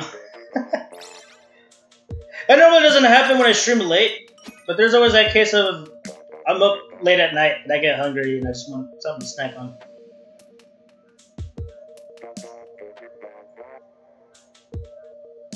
Defender, and a fangirl. Why? Am I seriously that bad where I will not encounter another king or queen? Hmm? Rap power 17. Man! Was that person's name John Huehue? Look like it. About to find out in a bit.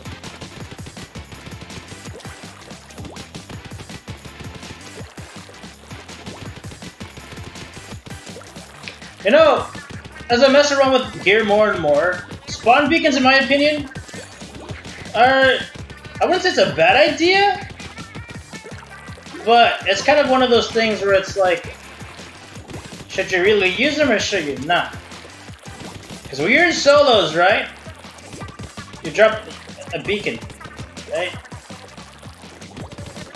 Not all your teammates are going to realize, hey, there's a beacon, I can jump over here. Like, if you're in a well-coordinated squad, you know, you can be, you know, evil. Not bad, not good, evil. Let me tell you something. For freaking Clan Blitz, right? There's a couple of maps where you can hide a freaking beacon near the enemy basket. And you can abuse that. You can abuse that. I've done that a couple of times with, playing with Ace. And who else did I do that with? I think it was with Ace, Tryhard, and I think... was it Rookie? I think it was Rookie. But anyways, though, there was a couple of times where I'd be like, alright, you know what? It's Clan Blitz. We need something smart, something sneaky. And then, I haven't tried it on all the maps, I've tried it on some of them. Like, I realized, you know what? This map, there's a perfect little corner. I'll drop a beacon in there. And see these corners nearby? I'm gonna drop a beacon in there too. I'm gonna drop these beacons. You got a football going. And then we steal the show, right? And something like that, oh my god. You'll have freaking teammates, you know, squid jumping on each other. They'll be throwing clams and you just get, you know, you secure a win. Like during squads, the spawn beacons are usually perfect. I mean, there's a couple of modes that don't really benefit off of that. but in some of the other modes, it's good. But then, in solos though, yeah, sure you can bring in beacons, like it's not a terrible idea, but it's like, are your teammates gonna use it? Cause I mean, one of the matches I was in, like a teammate that spot beacons, I was like, yeah, I don't need them beacons. Fuck, you got me.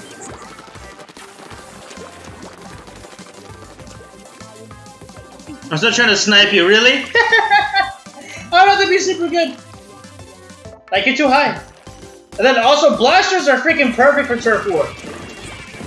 They got a pretty good amount of beat coverage, in my opinion. I mean, blasters are good in almost any game mode, but Turf War, that's where they really outshine. Fuck. Yeah, Pork Smoke is trying to get up to a specific level. After that, he'll go to bed. But before that, you know, man, we took a solid L. Why? You know who carried the team? We're about to find out. Me, apparently. Why? I was doing. Why?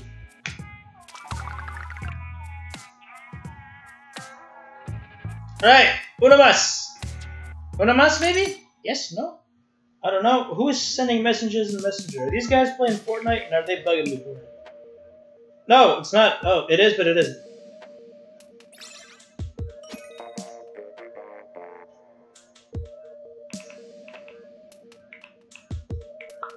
What is happening, group chat? Yeah, they're talking about Fortnite. God damn it.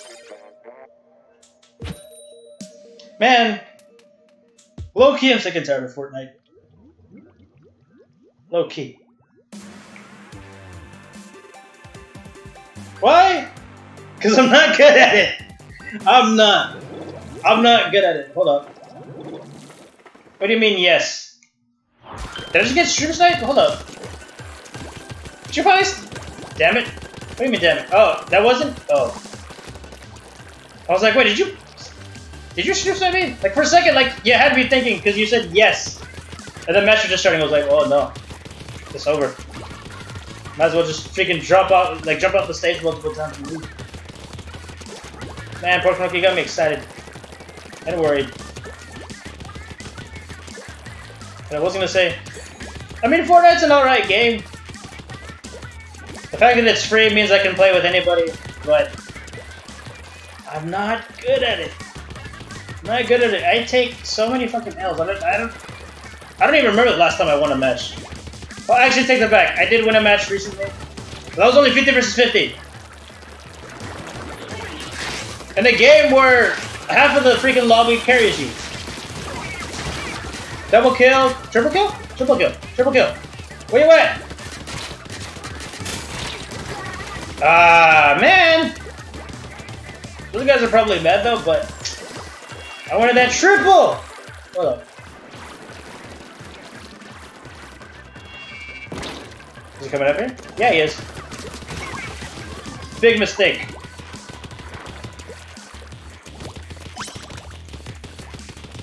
Look at this. Let's look at the map. Are they dropping? No. The truck train! Who's this man? There's a teammate! I didn't realize until now. There's a teammate called Truck. It's also cross-platform. Yeah, the fact that it's cross-platform is even greater too. Because I can play with my PC friends, or one of my teammates just says, "All right, Trump train, I'm landing on you." Or if I land, you know, or I can play with somebody on mobile, and pretty badass. But I'm not good at the game. I'm not good.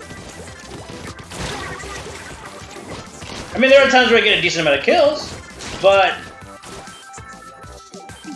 somebody broke through, guys. Somebody broke through. What do we do? Oh god. This guy's doing the stupid. He's doing the stupid that I was talking about earlier.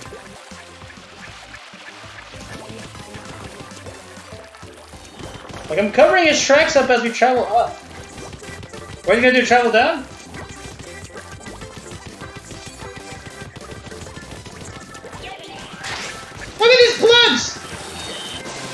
No, come here. No, come here. Fuck. Are you serious? They still lost, but why? And we're about to see their side of the map. Hold up. Look at this, alright? Our team painted their side of the map and the center. And these guys are like, let's go distract them and paint their side. They didn't accomplish shit. That is a terrible strategy. Why do people do that? Why?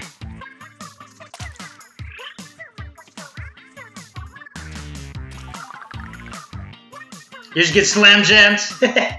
Yeah, I did. But alright. I got a communication error, your boy is hungry. And he's a bit thirsty.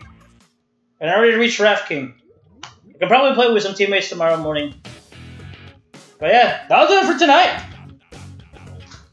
We have been streaming for 3 hours and 11 minutes. I reached Raft King within a small period of time compared to the other streams that I've done. But yeah, no, hope you all enjoyed. I did. I felt this stream was probably the most talkative one I've ever had too, because you guys have dropped an interesting topic that I am very into, and I'll just like go on and on and on. Well, like yeah, no, I had fun today. I had fun with the Splatfest. Hopefully, Team Raphael wins. Team Raphael won the first Splatfest. I wanted to win the second one. I was a bit bummed out that Mikey lost, but I mean. Nice! Like, look at my freaking turtle power over there. 1847. It's a decent amount. It's a good amount. Is it like a super good amount? No, it isn't. Zeke! How?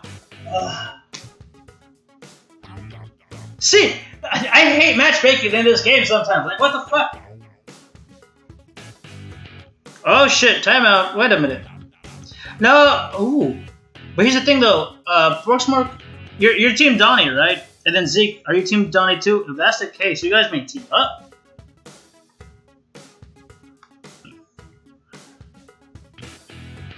Yeah, it really is.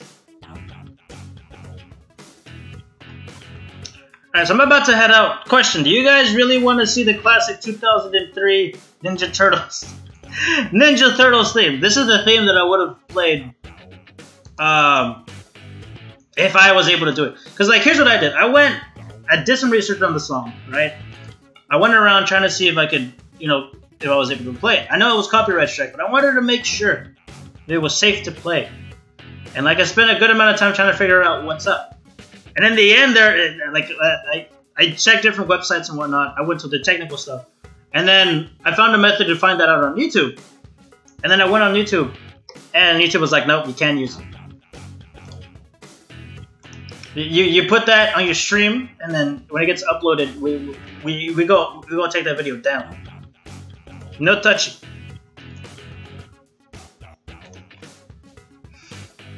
All right. Nope. Shush. YouTube, don't worry about it. That was totally not the theme. It was totally not the theme. Don't worry about it, YouTube. It's not the theme. Alright, so if you guys... like, I wanted to play this in the background. I really wanted to.